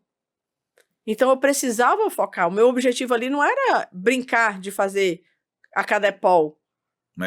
Era focar. Não, extremamente compreensível. Só que ele perdeu o controle. Ele não pode deixar o trabalho dele de dentista lá. Você está indo para um momento crucial na sua vida. Quer dizer, é a primeira vez que você mostra uma capacidade maior de independência, mas ao mesmo tempo dependência no sentido de equilíbrio com a família, você vai fazer, não, agora eu vou fazer a minha parte, agora eu vou construir minha carreira. E aí ele bota as manguinhas de fora. E aí ele bota as manguinhas de fora porque eu saí desse controle todo dele. E só voltando um pouquinho... Ele tinha medo de ser traído? Ele falava sobre isso ou não? Ele dizia, o discurso dele é assim, olha, se você encontrar alguém, se você, né, se sentir atração, tudo bem, Sabe quando o cara quer dar uma de relacionamento aberto? Sim, sim. Tudo bem, tu pode ficar, mas só me fala. Ai, eu adoro. Só me conta. Adoro no sentido assim, ai, me conta primeiro, vai, que não sei o que lá, Só como me se fosse conta. assim, né? É, como se fosse fácil, né? Só que ele sabia que não era. Eu não sou. Ele conhece. Ele falava aquilo que ele sabia que eu não iria reagir. Porque. Você nunca deu importância fui. pra isso? Não, gente, como é que eu vou fazer um negócio de relacionamento aberto? Peraí, calma lá, pelo amor de Deus. Não era o teu perfil, não era Não era meu perfil. Então, ele era muito isso porque ele não queria mostrar o homem ciumento. Ai, se você levasse isso a sério, o que ia acontecer? Com certeza. E aí, só que em Minas, ele conseguiu colocar um localizador no meu celular. Com a justificativa... Peraí, só entender. Você não tinha ido pro Pará ainda, você estava em Minas. né? Porque como eu vou pro Pará, só para eu te falar que ele ainda tinha controle da minha localização. E eu só queria voltar para você entender quando que ele conseguiu colocar isso na minha vida. Fazer isso, ótimo. Não só porque questão de tempo, às vezes eu dou com saltos, mas pode voltar para localizar. Como ele era muito sutil, eu comecei a advogar na área criminal e ele esperou e viu que era esse o momento que ele tinha para colocar um localizador. Aí ele falou, olha, você vai para um presídio, vai longe, a Letícia era pequena. Certo. Então, o que você acha de a gente colocar um localizador para segurança? Beleza, para mim tá ótimo. Por anos eu fiquei com localizador. Uma ótima desculpa, hein? Eu fiquei com o localizador no meu celular, então não foi aquele negócio. Eu até entendo que possa ser, mas uma pessoa normal, não era, né? Mas uma pessoa normal, ele queria me controlar, tanto que ele ficava acessando a minha localização ao longo do dia, inúmeras vezes eu nunca abri esse localizador para acessar a localização dele. E aí eu vou para Minas com essa localização, pro Pará, né? Então lá em Minas ele ainda continuava sabendo aonde eu estava, que horas que eu ia para o curso de formação, que horas que eu chegava. E aí... Ele já ficou obcecado, né? E aí, final de semana, por exemplo, teve um dia final de semana que, obviamente, a gente estava ali, todo mundo longe de casa, longe da família. Nós tínhamos uma relação muito íntima, porque tá todo mundo sem ninguém, e se a gente não se apegar uns aos outros, a gente não sobrevive num curso de formação. Sim. Porque a nossa primeira semana foi a matéria de armamento, munição e tiro, então a gente ia para estande de tiro, a gente era humilhado, a gente, né, corria na lama e aquelas coisas, né, que a gente vê. Aquele treinamento à la BOP, né? Que é aquele choque de realidade para saber se você tem condições emocionais de estar ali, né? Então é uma pressão emocional muito grande. Você tá ali, o instrutor tá gritando para causar esse ambiente de conflito, de estresse. Porque você precisa reagir num ambiente de estresse. Você vai lidar com criminosos. Ninguém na rua vai estar. Eu vou estar sentada no restaurante e vou sacar uma arma e vou dar um tiro. Claro que não. É num ambiente de estresse. Então a gente é preparado nesse cenário. E ele teve um final de semana, a gente saiu para curtir um pouco, sair daquele clima. E eu cheguei em casa e dormi. De manhã ele me acordou, já com ligação, e ele me perguntou: onde você foi? Que horas que você chegou? Eu falei, aí a gente saiu para lugar tal, com fulano de tal. E que horas você chegou? Eu falei, eu não sei. Aí ele falou assim, você não sabe? Eu sei. Aí ele fala, né, o horário. 2h da manhã você chegou no hotel. Ele ficou acordado? É porque ele viu na localização, né, também. Não sei se ele ficou acordado. Vamos ver se você vai concordar comigo. Ele tinha esse monstrinho dessa psicose dentro dele. E aí ele começa a retroalimentar esse monstro. Olha pra você ver, o monstrinho tava ali, guardado. Isso era dele. Automaticamente as atitudes dele levaram a esse monstro ir tomando de tamanho. Porque um cara ficar até as 2 da manhã acordado, em silêncio, é muita frieza. É muita frieza. E aí, esse foi o primeiro dia, foi o primeiro ponto que eu falei, meu Deus. Meu casamento vai acabar. E aí as coisas foram só intensificando. Aí ele começa. E você tava feliz também, né? Apesar de estar ralando lá, você tava feliz. Marcelo, né? A primeira coisa que ele fez comigo quando eu cheguei no Pará foi fazer chantagem emocional com os meus filhos. Ele fez uma videochamada. Primeiro ele falou pra mim que os meninos não sentiam saudade, que os meninos estavam muito felizes. E estavam, claro que estavam. Ele transformou a casa num parque de diversões. Ele tirou a cama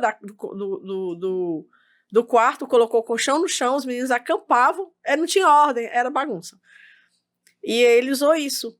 E eu lembro que eu fiz uma videochamada com os meninos que eu precisava olhar nos olhos dos meninos para saber aquilo.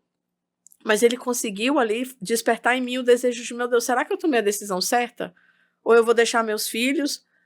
Ele queria causar em mim esse conflito, porque eu acho que quando ele viu tamanha proporção que se tornaria aquilo ali, delegada de polícia em outro estado, sozinha, sem ele, sem o controle dele, ele começou a tentar me controlar para que eu refletisse se eu vou largar isso tudo e voltar para Minas Gerais. E foi... em algum momento passou isso na tua cabeça? De forma alguma. De forma Falou, alguma. termina esse casamento, mas eu não abro mão. Era meu foco, eu sou muito focada. Mas eu senti. Marcelo, eu era a mãe que eu não ficava um final de semana longe dos meus filhos, e ali eu estava sendo obrigada a ficar 3 meses sem ver os meus filhos. 3 meses. 3 meses. E ele usando aquilo para me abalar emocionalmente. Até que eu lembro no dia que eu falei de forma muito clara para ele, olha, se eu conversar com você para você me desestabilizar emocionalmente, eu não quero mais conversar, eu não vou mais atender suas ligações, eu não vou mais ligar, eu prefiro ficar sem conversar com os meninos, porque eu preciso focar no curso de formação, porque se eu não tiver boas notas, eu não vou conseguir uma boa lotação para essas crianças, eu preciso focar. Então a tortura psicológica começou a ficar assim, ele sabia que ia te desestabilizar e que você talvez iria desistir. Ele queria isso, que você fosse mal. Eu lembro que eu tirei um 9 uma vez na prova e eu fiquei muito mal com isso. Muito mal, a gente discutiu muito, boa, ele me disse, não, tudo é 10, 10, 10, se você tem 9, meu Deus, você sai da região, né, maior, porque eram muitos delegados, eram 250. E eu tirei um 9 e aquilo me deixou muito mal, eu briguei muito com ele, falei assim, olha, você, por sua culpa eu tirei um 9, você tá me desestabilizando, você tá me desconcentrando, eu não preciso disso, eu preciso focar. Ele começa a ficar totalmente ciumento, descontrolado emocionalmente, querendo me controlar cada vez mais. Aí eu falo que meu casamento acabou completamente aí. E depois vocês se acertam, né? Porque ele vai pra lá, né? Ele vem em junho pra minha formatura, ele vem com os meninos, e aí eu digo que foi o dia mais triste da minha vida, junho porque de que era ano? 2022. Certo. Era o dia para ser mais feliz, eu tava chorando na minha cerimônia, enquanto tava todo mundo chorando de emoção, de alegria, eu tava chorando de tristeza, porque foi a primeira vez que eu discuti na frente dos meninos. E isso me causou muito desconforto, eu fiquei muito mal, e a gente teve uma discussão muito ruim, por conta de WhatsApp, porque ele pegou o acesso, ele já tinha um acesso ao meu WhatsApp, né, pegou o meu WhatsApp e foi tirar satisfação comigo de coisas idiotas. Quer dizer, ele tava procurando? Tava procurando, ele ficou meses sem me ver, aí quando chega, pega meu WhatsApp, quer fuçar minha vida inteira. E eu nunca proibi ele de mexer no meu WhatsApp, mas eu sempre disse, não venha tirar satisfação comigo. Porque eu não gosto de me desgastar dando satisfação de uma coisa que eu não preciso. E aí ele vem com essa coisa de pedir a satisfação. E outro ponto que a gente discutiu nesse dia, eu recebia... Ele usou o meu nome a vida inteira, né? Porque ele tinha um nome sujo. E aí é algo que as pessoas precisam muito se atentar. As pessoas com esse descontrole financeiro é muito característico também de pessoas com esses traços de psicopatia, de falta de empatia, porque você vai se prejudicando e prejudicando a vida das pessoas e não se importa com as consequências. E eu sempre disse que a coisa que eu tinha de mais importante era meu nome.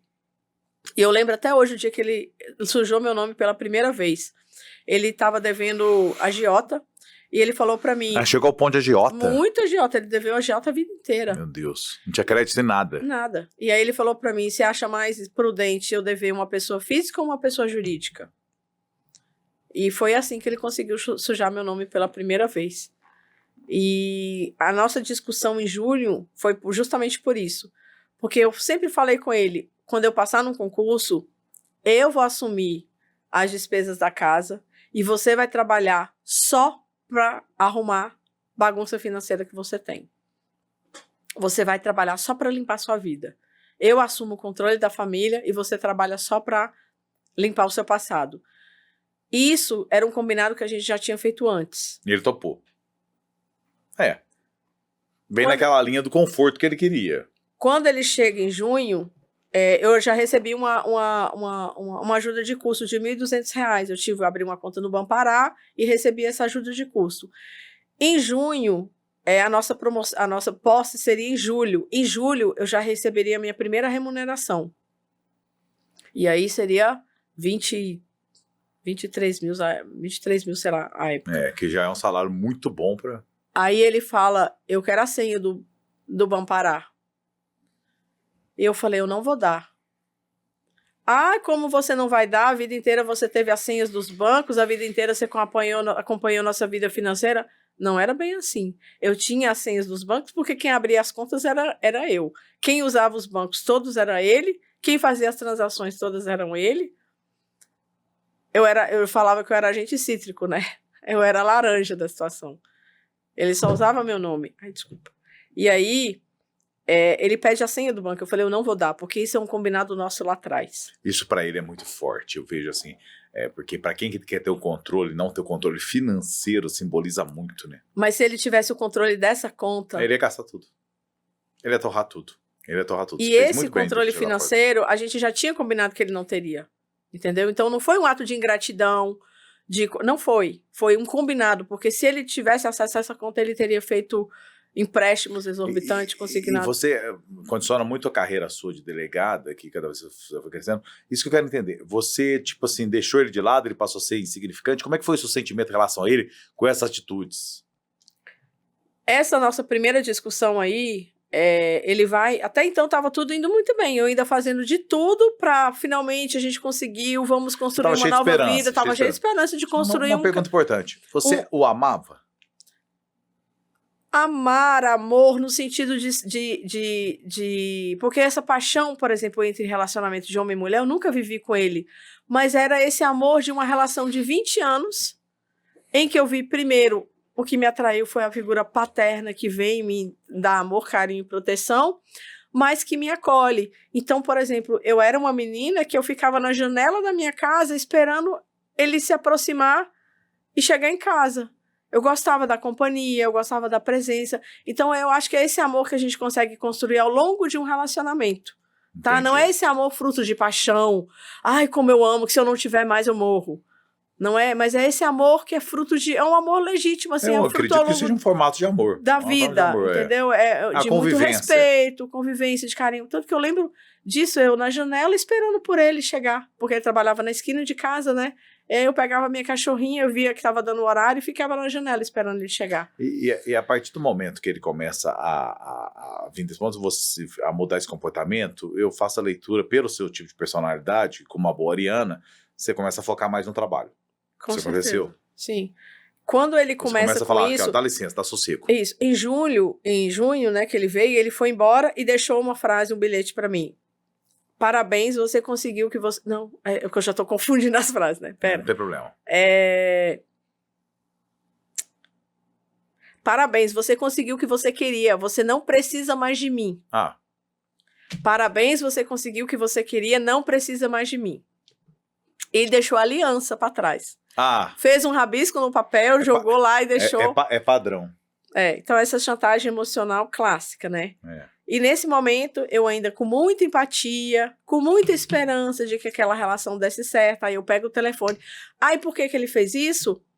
Porque eu falei que ele não ia ter a senha do banco e porque eu tirei a senha do meu WhatsApp. Mudei o meu WhatsApp porque ele foi brigar comigo por causa do WhatsApp. E ele deixa isso. Então, tudo é estratégia. Ele deixa, eu pego o telefone e ligo. Aí, cara, não são 20 anos, não são 2 anos, são 20 anos, a gente tem 2 filhos. Você vai terminar uma relação igual adolescente? Porque ele sempre agiu assim. Eu sempre fui a pessoa mais madura da relação. E ele sempre agiu como inconsequente, como impulsivo. Sempre foi. E aí, eu com muita empatia, fui lá e conversei. Aí ele fala... mas eu não quero uma relação com uma pessoa que não confia em mim. Então, me dá a senha do banco. Eu falei, não vou dar. Não é questão de confiança, é questão de combinado. A gente combinou que não seria assim. E ele sentia que poderia o casamento acabar ali ou não? Com certeza, ele era inteligente. Claro que ele sabia. Mas estava fugindo do controle dele, né? Estava fugindo do controle dele. E ele tava vendo que os meus olhos estavam se abrindo para a realidade que eu nunca enxerguei. E você não estava procurando nada, você queria só crescer profissionalmente. Marcelo, ele perdeu para ele mesmo. Ele perdeu para ele mesmo. E aí, em agosto de 2022, eles vêm para Minas Gerais, saem de Minas e vêm para o estado do Pará, porque aí sai a minha lotação, e aí eu alugo uma casa lá em Cametá, e ele vem a família toda de mudança. Nesse dia, que também seria um dia muito importante para mim, olha, vamos começar uma vida nova, nós pensamos nisso, projetamos nisso. Ele vem e fala, trouxe os seus filhos para te entregar, porque eu vou voltar para Minas e vou me matar. Porque eu sei que você vai meter o pé na minha bunda a qualquer momento. Aí, de novo, ele pega aquele gatilho que ele já tinha embutido lá atrás, no começo. diversas vezes, e ele fala, eu vejo, porque ele via mesmo, isso é claro que ele via, ele era um homem muito inteligente. Ele via que estava para acabar aquilo. Só que ele vem com essa chantagem. Eu trouxe e eu vou voltar que eu vou tirar minha vida. E aí eu, mais uma vez, com muita empatia, com muita solidariedade, tentando ainda, em nome da família. Vamos separar uma coisa aqui. Existem os homens, para ficar claro para o pessoal entender, existem os homens que são psicopatas natos e tem os homens que estão num momento de desespero também, e que fazem, muitas vezes não são psicopatas. Sim, depressivos. São momentos que são depressivos, às vezes estão pressionados, estão perdidos e tem esse tipo de comportamento, não é porque o seu marido, o seu namorado está comportando que ele é um psicopata. É muito bom deixar claro isso, né? Sim. Pode não ser, né? Porque o problema é saber se essa chantagem aí emociona, por exemplo... Eu acho que o histórico vem. É difícil, porque, por exemplo, ele sempre forjou para mim esse histórico de depressivo. Ele sempre fez com que eu acreditasse que ele era um homem depressivo. Entendi. Até porque a mãe dele já era uma pessoa, né, que tinha histórico de depressão, então ele... Mas ele não tomava remédio nem nada? Não, nunca foi... Era sem vergonha isso mesmo? Não, era um personagem. E ele fazia muito isso, ele tinha essa habilidade. Que signo ele era, você lembra? Libra. Libra, não é muito compatível. Se ele fosse pisciano ou canceriano, até eu entenderia. Ele aproveitava de todas as circunstâncias. Porque o pisciano e o canceriano são mais dramáticos. Eu sou canceriano. Em mim o drama, assim, vem rapidamente. A Dani sabe muito bem disso. Muitas vezes eu vem, eu lá e tal, mas ao mesmo tempo, rapidamente, aquele ar muda. A minha figura principal é de coragem, de força, de homem mesmo e tal. Mas às vezes a gente tem alguns momentos que a gente fica chateado, numa briga, numa fragilidade. Para não misturar essas coisas também, porque Libra não é esse perfil, não. E ele tinha muito essa característica de usar as coisas que estão acontecendo e se apropriar daquilo para si. Então, como ele já tinha aquilo na família, peraí, se minha mãe é depressiva, deixa eu ser depressivo também, que assim, eu sou vítima, eu posso fazer minhas bagunças, tudo, e tudo é culpa da depressão. E a palavra que define isso para mim é sem vergonhice. Sabe por quê? Porque eu falo assim, eu sou coitadinho, até o ponto que interessa. Na hora que mais interessa, eu viro as costas e vou em cima. Quando eu preciso me fazer de vítima, eu vejo muito isso nos psicopatas. Não, mas comigo, é uma mistura também daquele passivo-agressivo também que se fala muito.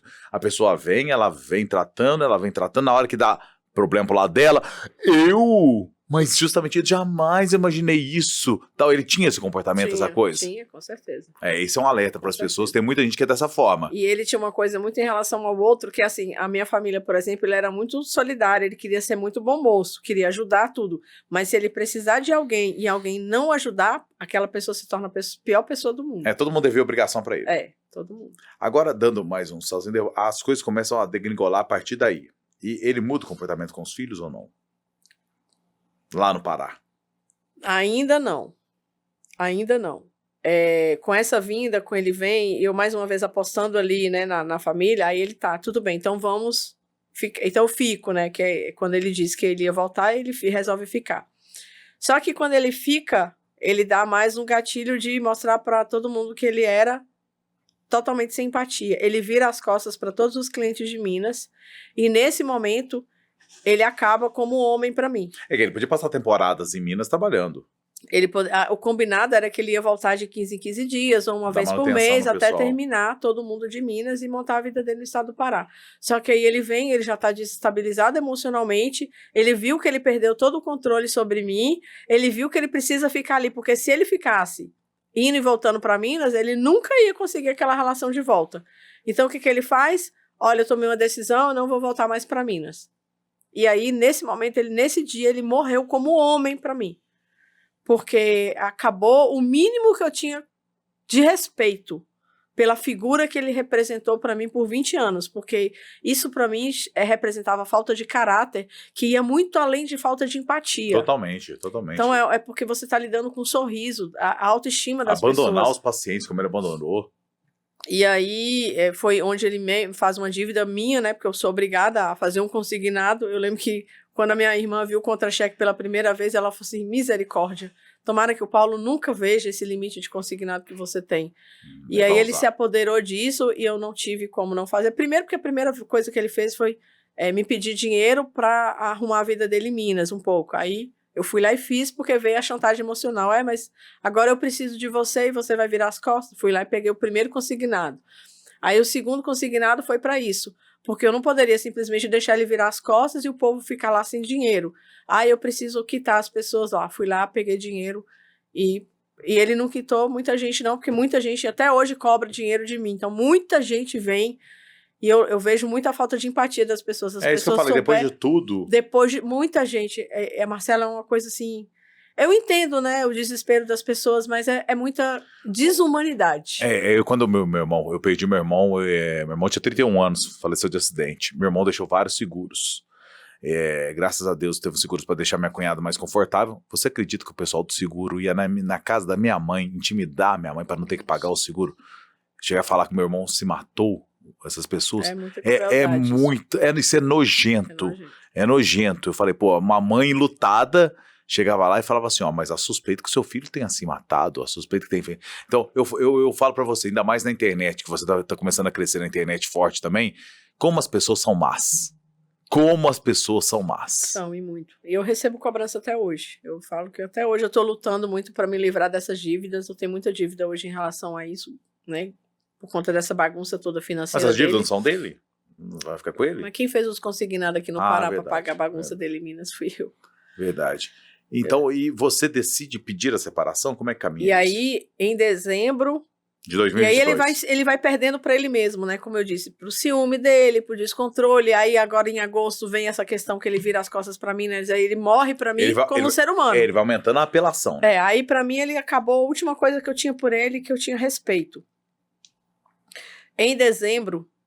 Engraçado, ele perde não pela forma que ele te trata, mas pela forma que ele trata os outros. As pessoas, sim. Em dezembro, ele colocou um rastreador no meu celular. Um espião. E eu morava numa cidade e trabalhava em outra. Então eu passei uma semana com esse espião no meu celular. E aí eu descobri que ele estava me monitorando. Porque eu tinha tirado dele a localização. Lembra que lá em Minas ele tinha minha localização?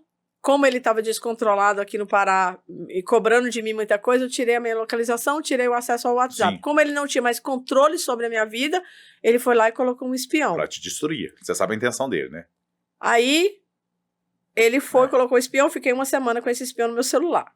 Eu vou e coloco um anti-espião, que é para descobrir o que ele me espionava. Aí, mais uma semana. Ele olhava o meu WhatsApp a madrugada inteira, ele não dormia.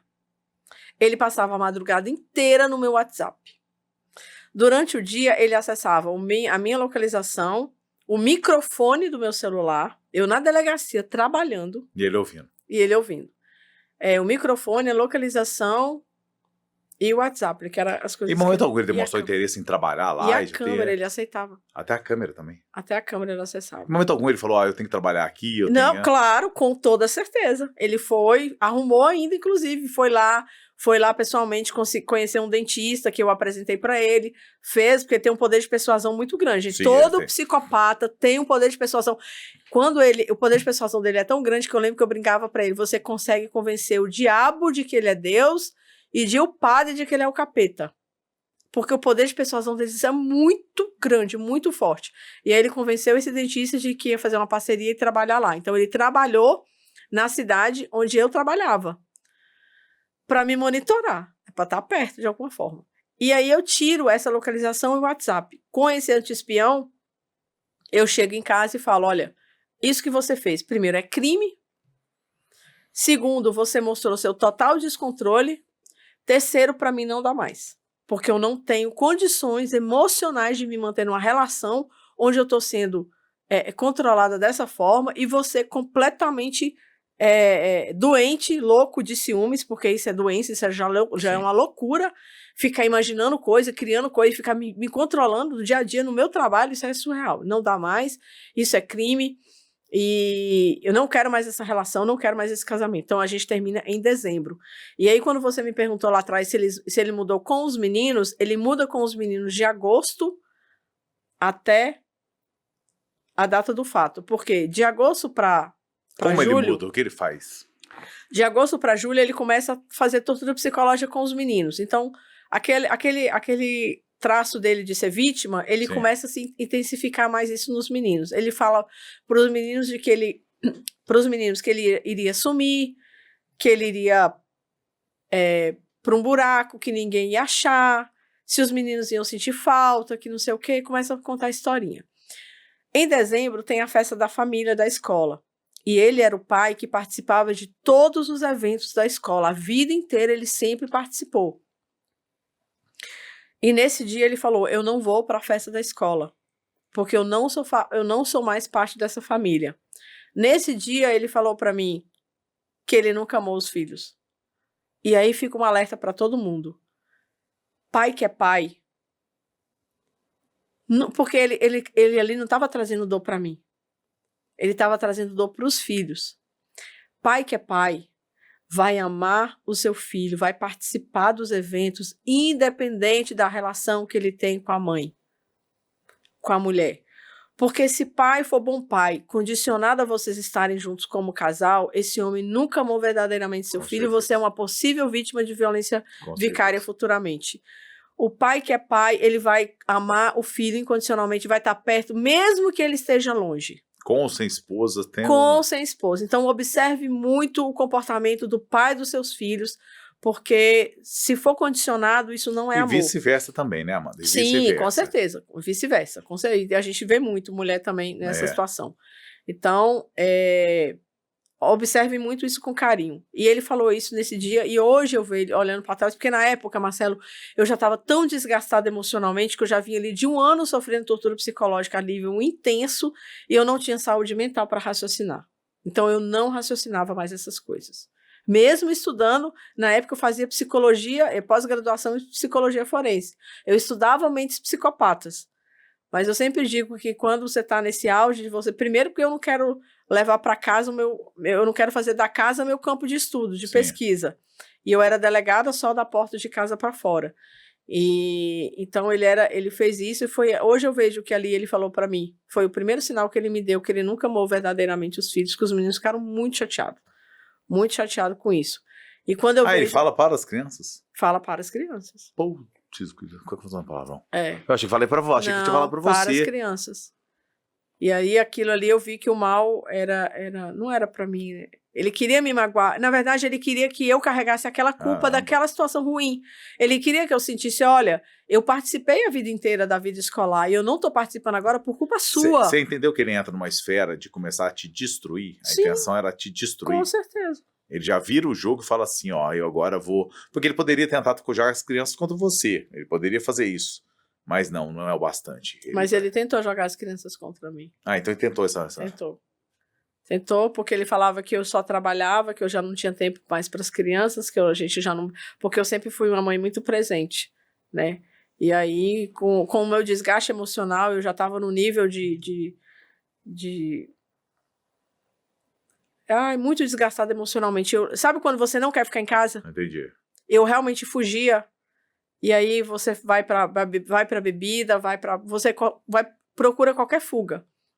E eu realmente fugia, porque estar em casa para mim era ambiente de conflito, eu não queria.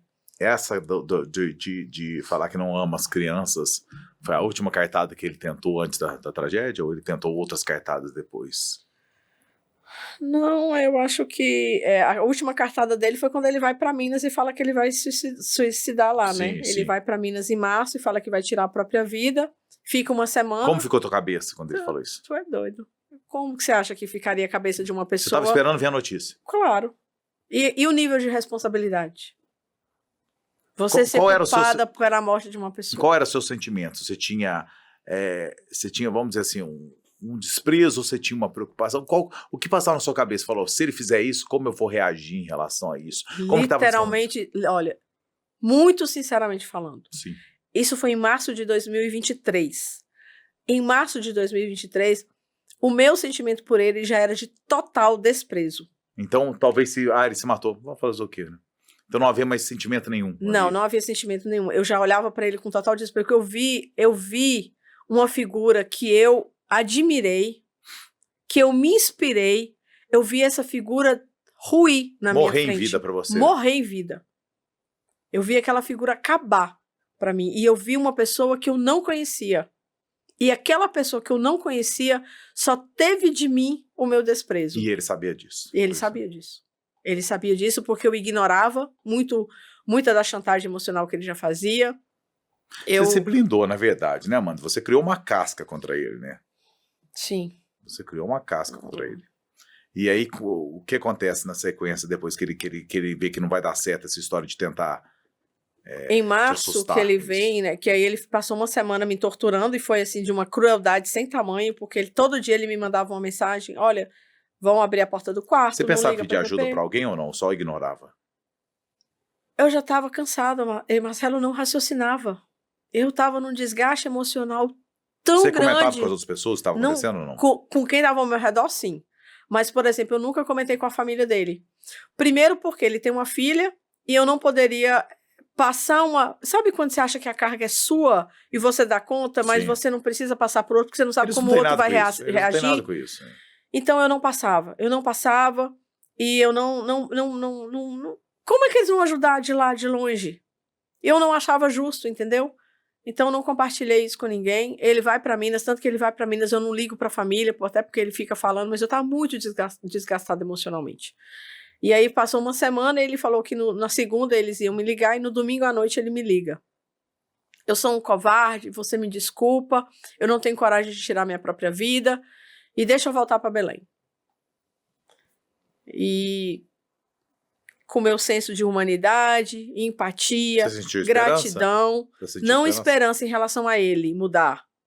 Mas eu não poderia simplesmente virar as costas para uma pessoa que ainda para mim apresentava quadros depressivos. E querendo ou não, era o pai dos seus filhos. Era o pai dos meus filhos e eu precisava acolher, eu precisava dar para ele o suporte. Eu falei, pode vir, entenda que a nossa relação acabou, porque ele falou isso, eu entendi que a nossa relação acabou, deixa eu só ficar aí até julho, você vai para Belém, e de lá eu vou seguir minha vida e você segue a sua. Isso é um perigo.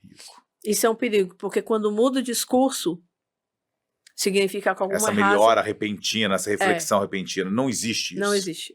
E aí eu falei, tudo bem, você pode vir, mas tem uma condição, você precisa fazer terapia. Você precisa procurar uma ajuda médica, porque eu não vou ficar com uma pessoa tão instável emocionalmente dentro de casa, porque eu tenho arma em casa, eu tenho 2 filhos em casa, e eu não posso me viver nesse ambiente. Então, você precisa mudar. E aí ele vem, né, convencendo de que ele está fazendo terapia, mas na verdade nunca fez.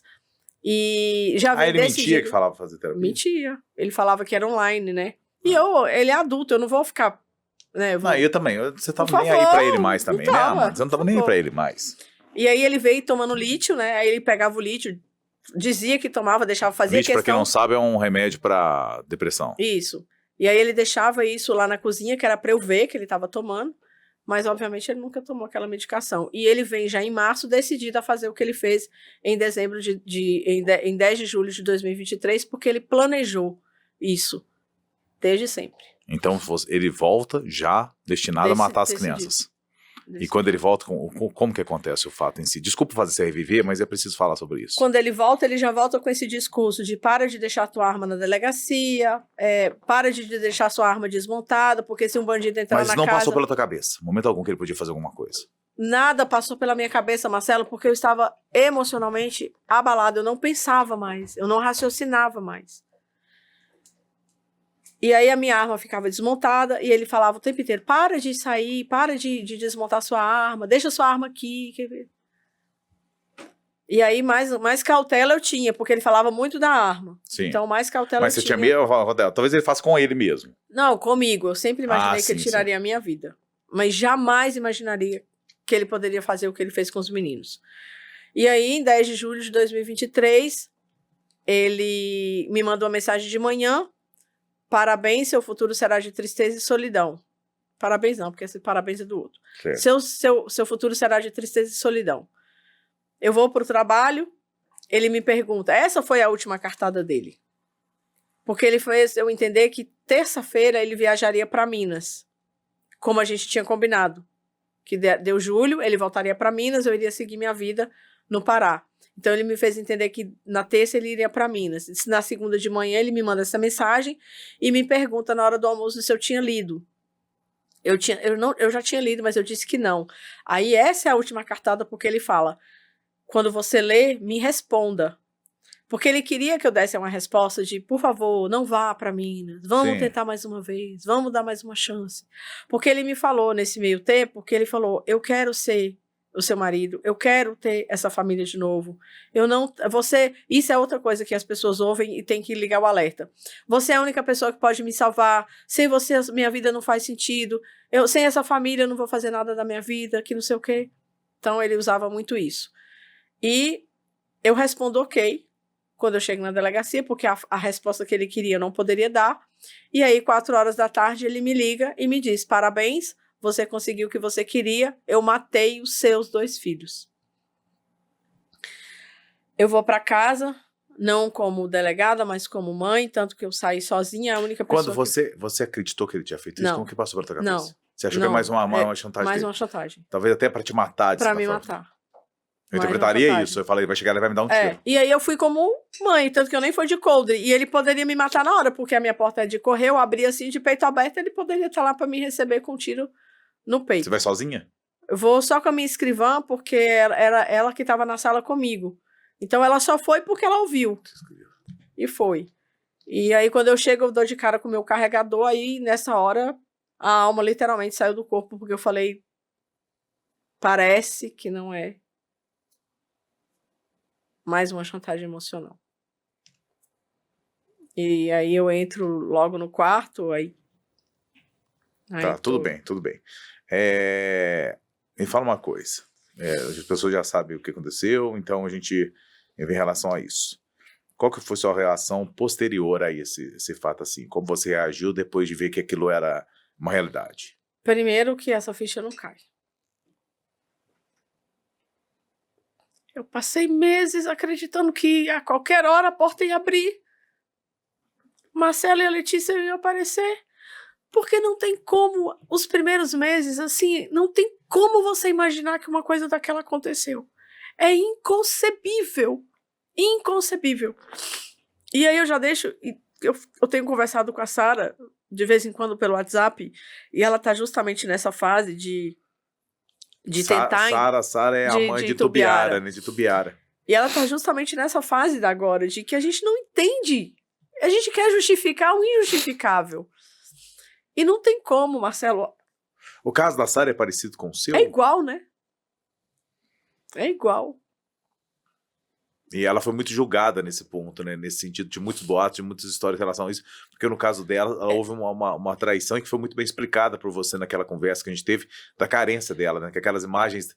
Marcelo, mas isso é irrelevante. É relevante, o fato igual é...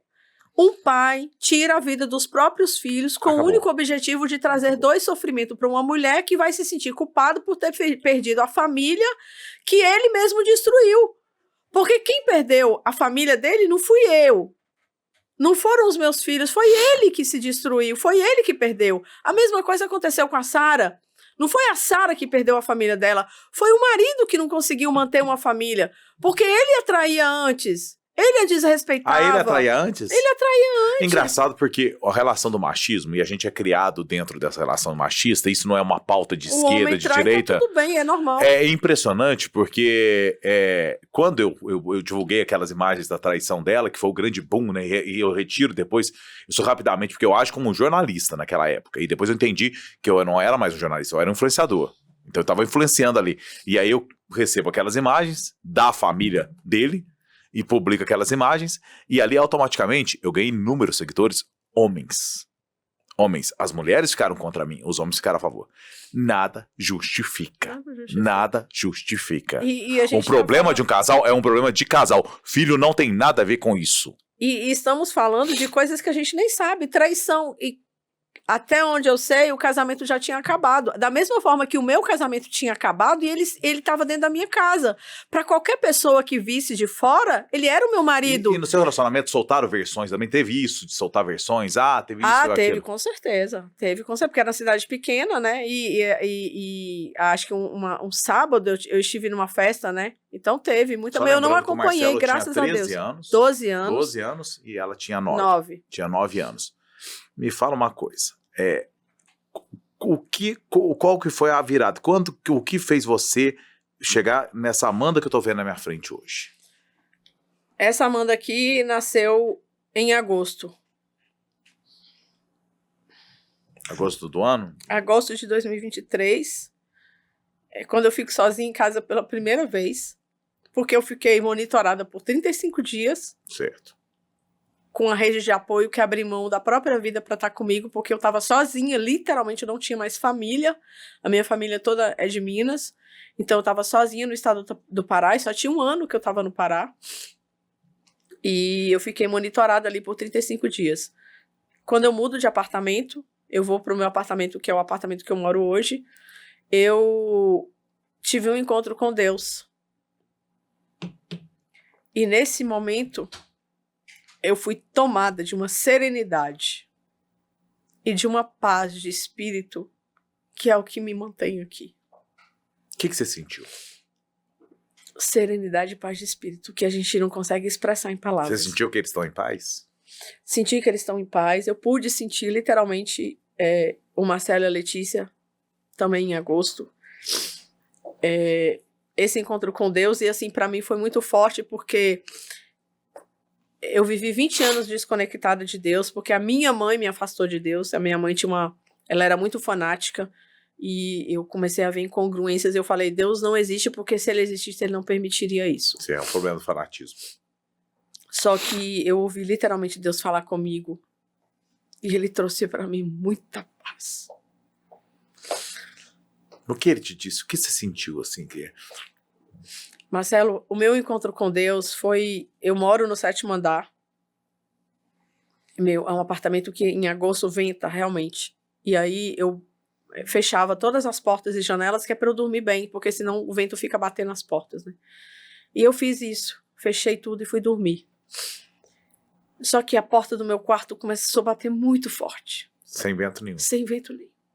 Muito forte, muito forte, muito forte. E era a primeira noite que eu tava ali sozinha. E eu fui tomada por um medo muito grande. Até porque eu tava vivendo um pesadelo na minha vida, né? E aí, mesmo quando a gente não acredita, a gente acha que a gente não acredita, né? Eu comecei a conversar com Deus. Eu falei, Senhor, se for um mal tentando se aproximar, me protege e afaste de mim. Mas se for um Senhor para falar comigo, me perdoe por todos os anos que eu negligenciei a sua presença na minha vida. Você chegou a questionar Deus depois Não. da tragédia? Não, porque eu estava desconectada de Deus. Em julho. Para mim, em julho, Deus não existia. Amanda, uma pergunta muito delicada que eu vou te fazer. Se alguém puder me arrumar uma água. Oh, claro. Uma pergunta que eu vou lhe fazer. Você consegue buscar uma explicação no que aconteceu? Por que você viveu isso? Por que isso aconteceu com você? Consigo. Tem uma frase do filme A Cabana, não sei se você já assistiu. E quando eu assisti A Cabana, a Letícia tinha a mesma idade da menina, e eu lembro que foi o pior filme que eu assisti na minha vida, porque eu senti aquela dor. Obrigada. Eu senti toda aquela dor. E naquele filme há uma frase que diz assim: Deus não orquestra tragédias, mas ele é capaz de fazer coisas incríveis com o mal que nos acontece. Então eu vejo que, obviamente, Deus não planejou que o Marcelo e a Letícia partissem da forma que partiram, porque ele não consegue controlar a maldade humana, mas ele planejou que eu seria o que eu sou hoje. Referência para transformar a vida de outras pessoas. E eu sempre tenho dito isso nas minhas palestras, que a nossa função aqui como humanidade é nos doar para o outro, Marcelo. A nossa vida só faz sentido se a gente estiver fazendo algo aqui pelo outro, não por nós mesmos. E até julho de 2023 eu estava vivendo por mim. Por mais que eu tentasse educar, deixar um legado, construir algo magnífico para Marcelo e Letícia. Mas Deus tinha algo muito maior, e Deus tem algo muito grande para cada um de nós, que vai muito além de a gente viver a nossa vidinha aqui, normal, de dia a dia, porque a nossa missão é transformar a vida do outro. E dentro de cada um de nós, Deus colocou uma força extraordinária e uma habilidade. Então, todo ser, toda a criação de Deus é dotado de força e de habilidade. A força é para que a gente tenha mecanismo para suportar as adversidades que a gente vai enfrentar na vida. Porque são essas adversidades que fazem com que a gente seja pessoas fortes, que realmente a gente consiga transformar a vida do outro. E esse dom e essa habilidade é porque Deus tem uma vida de prosperidade e de abundância para todo mundo. Eu tenho repetido muito isso. E não sei por que isso tem tomado uma proporção muito grande. Esse dom e essa habilidade que tem dentro de cada um é para você fazer não por você. É pelo outro. É para você fazer pelo outro. A palavra que você mais falou no começo, o que faltou a ele, e é talvez o que mais gente tem que ter, empatia. Olhar pelo outro. Sentir pelo outro. E eu faço uma interpretação, não é querendo romantizar, mas eu não consigo pensar de certa forma diferente. As famílias se foi.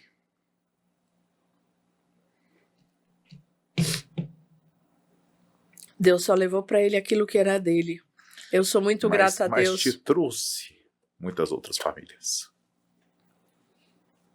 Eu sou muito grata a Deus. Eu tenho uma palavra que me define hoje, que é gratidão. Você sabe quantas famílias você vai transformar com a tua história? A transformação que talvez você não tenha conseguido ali era a sua missão diante de uma tragédia. Transformar a vida de outras pessoas. Eu fiquei muito feliz de saber que você está vindo agora candidata. Nós precisamos de pessoas com esse perfil.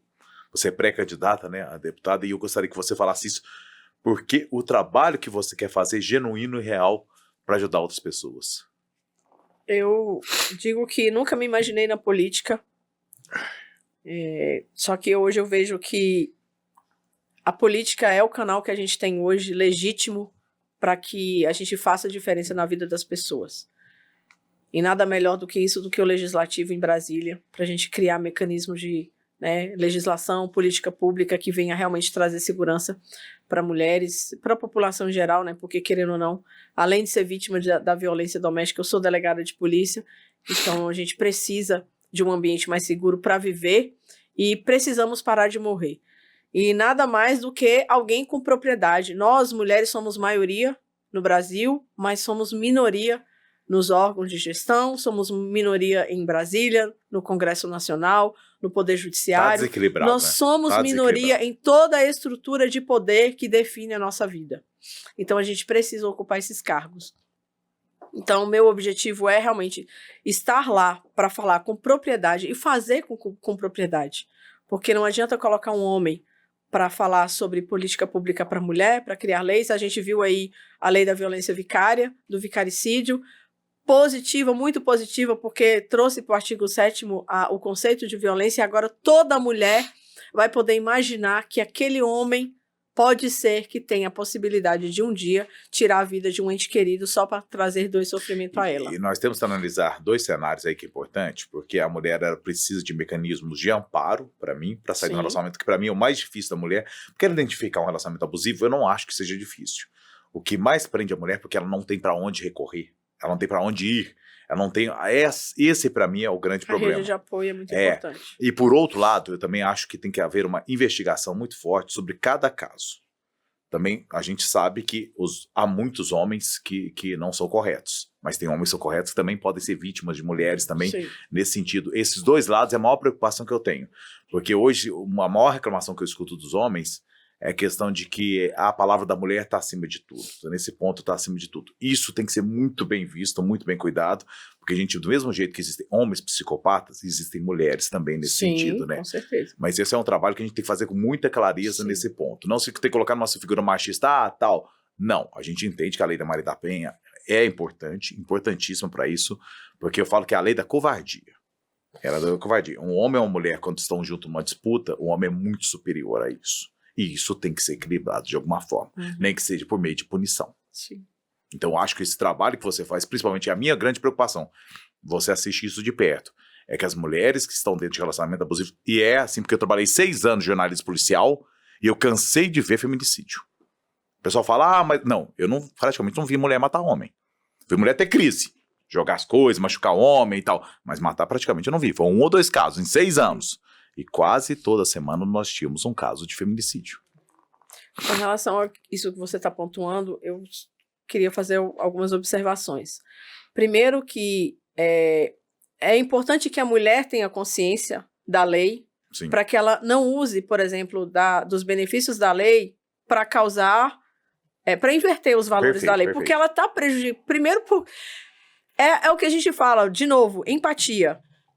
Nós lutamos muito para a gente ter o mínimo de proteção que a gente tem hoje.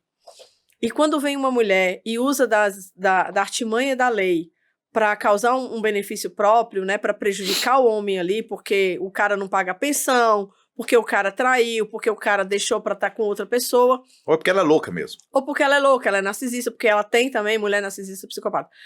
Essa mulher está se prejudicando, porque ela está fazendo com que futuramente o nosso ganho a gente acabe perdendo, porque quando o judiciário ficar recebendo isso com a velocidade cada vez, uma constância cada vez maior, vamos ter descrédito. E esse descrédito para a mulher é muito ruim, porque hoje ela pode estar querendo só prejudicar, mas amanhã ela pode ser uma vítima legítima. Aí eu falo que é o efeito canudo da tartaruga. O efeito canudo da tartaruga, o que é o efeito? É uma teoria minha. Isso é uma coisa minha. O efeito canudo. Lembra daquele canudo que entrou numa tartaruga marinha? Sim. Só teve um caso. Um caso. Na história até hoje. Você hoje usa o canudinho de papel por causa desse caso. Esse é o problema. O efeito canudo da tartaruga. Um caso pode virar, daqui a pouco a gente entra num caso que uma mulher injustiçou. O caso da mulher do Neymar, por exemplo, aquela menina que a sorte que filmou e tal. Aquilo ali foi terrível. Agora nós temos o caso do Daniel Alves. Sim. Do Daniel Alves, que eu sou muito amigo do Roberto Carlos, jogador, ele me explicou o detalhe e falou, o cara foi execrado, foi execrado. A mulher, ali no fato foi uma coisa consensual dos dois, ele foi inocentado muito tempo depois. Sim. Essa inversão que tem que ser evitada. Você falou, essa mulher, se ela tem esse tipo, ela está fora dessa classe, ela está fora desse time que está lutando ali. Mas é o que eu digo, né? A humanidade é isso. A gente tem pessoas sem escrúpulos em todos os ambientes. Então, temos homens e mulheres, temos pessoas que querem só vantagem, querem ter visibilidade, querem ter, né, tirar proveito de alguma situação de alguma forma. E isso é muito ruim. Por isso que eu falei, a nossa busca aqui é pela coerência. É uma busca pelo equilíbrio, totalmente. Então, vamos buscar ser mais coerentes, vamos buscar ser mais equilibrados em relação a isso. Por isso que aqui eu não trouxe, o Marcelo é muito político, o Marcelo do Seja Direita, continua sendo Seja Direita é meu slogan, porque é uma cobrança em cima da direita mesmo. Seja direita, mas seja direito. Dê exemplo em relação a isso. Não adianta nada falar assim, eu sou corretinho, eu sou conservador, sou isso, mas nos bastidores, quando ninguém tá vendo, você é diferente, viu? Amanda, eu quero agradecer muito, se deixasse a gente conversava por horas e horas. Eu quero te parabenizar pela tua força, pela tua espiritualidade, que eu acho um caminho muito forte, como você conseguiu enxergar Deus num momento tão difícil. É que eu falo, Deus a gente não tem que buscar compreender, Deus a gente tem que buscar sentir. E ele se manifestou para você. Eu desejo muito sucesso na sua carreira política, você já é uma mulher de sucesso na sua carreira profissional, na carreira política, mas que você consiga impactar através, tenho certeza que você vai ganhar, tenho certeza que você vai ser eleita, porque é uma pessoa que eu já conversamos antes e eu falei, conte com o meu apoio em relação a isso, porque são pessoas verdadeiras que a gente precisa em Brasília, e pessoas comprometidas realmente com uma pauta, como você quer entrar, você não pulverizou a pauta, você tem uma linha de raciocínio, e isso que precisa ser feito. Te agradeço muito, viu? Eu que agradeço pela oportunidade, para mim foi um prazer estar aqui com vocês, desejo todo o sucesso do mundo pro Café com Coerência. Desculpe aí pelas emoções, porque eu peço desculpa, não tem como, é muito forte. Não tem muito como, forte, realmente. É muito forte. Talvez é algo mais forte possível em relação a isso, viu? Aqui, vou entregar o presente, a diretora já tá me falando aqui, trouxe para você, dos meus parceiros aqui. Primeiro, meu café, viu? Eu sei que você não toma café, mas você anda com uma equipe que toma muito café. Legal, viu? Olha aí. E da Vion aqui também, uma camiseta da Vion pra você. Olha, viu? Muito bom, obrigada. Eu sei que você é fitness, viu? Eu te acompanho no Instagram, preciso. Eu sei que você é fitness. Todos nós precisamos, né? Todos nós precisamos, viu? E aqui, desejo muito sucesso, que Deus... Aqui, ó, meu boné também. Tem mais presente? Entrega tudo. Aqui, ó. Seja direita, o boné eu escolhi o branco pra você, viu? Seja direita, viu? Que é o que eu falo, não adianta nada você ser direita e você não ser correto. A gente precisa de coerência, né? De coerência. Coerência. Mas eu acho que a palavra vai além de coerência dessa conversa hoje. Nós precisamos de empatia, acima de tudo. Verdade. Viu? Obrigado, de coração, eu que agradeço, viu? Sucesso. Foi um prazer. Obrigada. Sozinho a gente não faz nada, por isso eu faço questão de agradecer os nossos parceiros, quem faz o Café com Coerência acontecer. principalmente a Rodoxisto, quase 30 anos no mercado, mais de 600 carregamentos de hortifrutis por dia. Que maravilha! Eu conheci eles lá em Curitiba, que família legal, que estrutura legal, que funcionários carinhosos. O meu forte abraço aí pro Ari e pra Marlene. Rodoxisto, gente, confie nessa marca, uma empresa séria, uma empresa direita e que me ajuda a fazer o Café com Coerência acontecer. Eu agradeço muito, quero agradecer muito ao nosso parceiro também, ao C Filmes, aqui em Moema, aqui em São Paulo, que esse estúdio maravilhoso, esse estúdio incrível, essa estrutura, esses profissionais, realmente está valendo muito a pena. E convido a você também, que eles fazem inúmeros, né, Ben? Inúmeros. O que eles fazem além do podcast? Foto, gravação de vídeo, tudo. Tem toda a estrutura aqui que você precisar.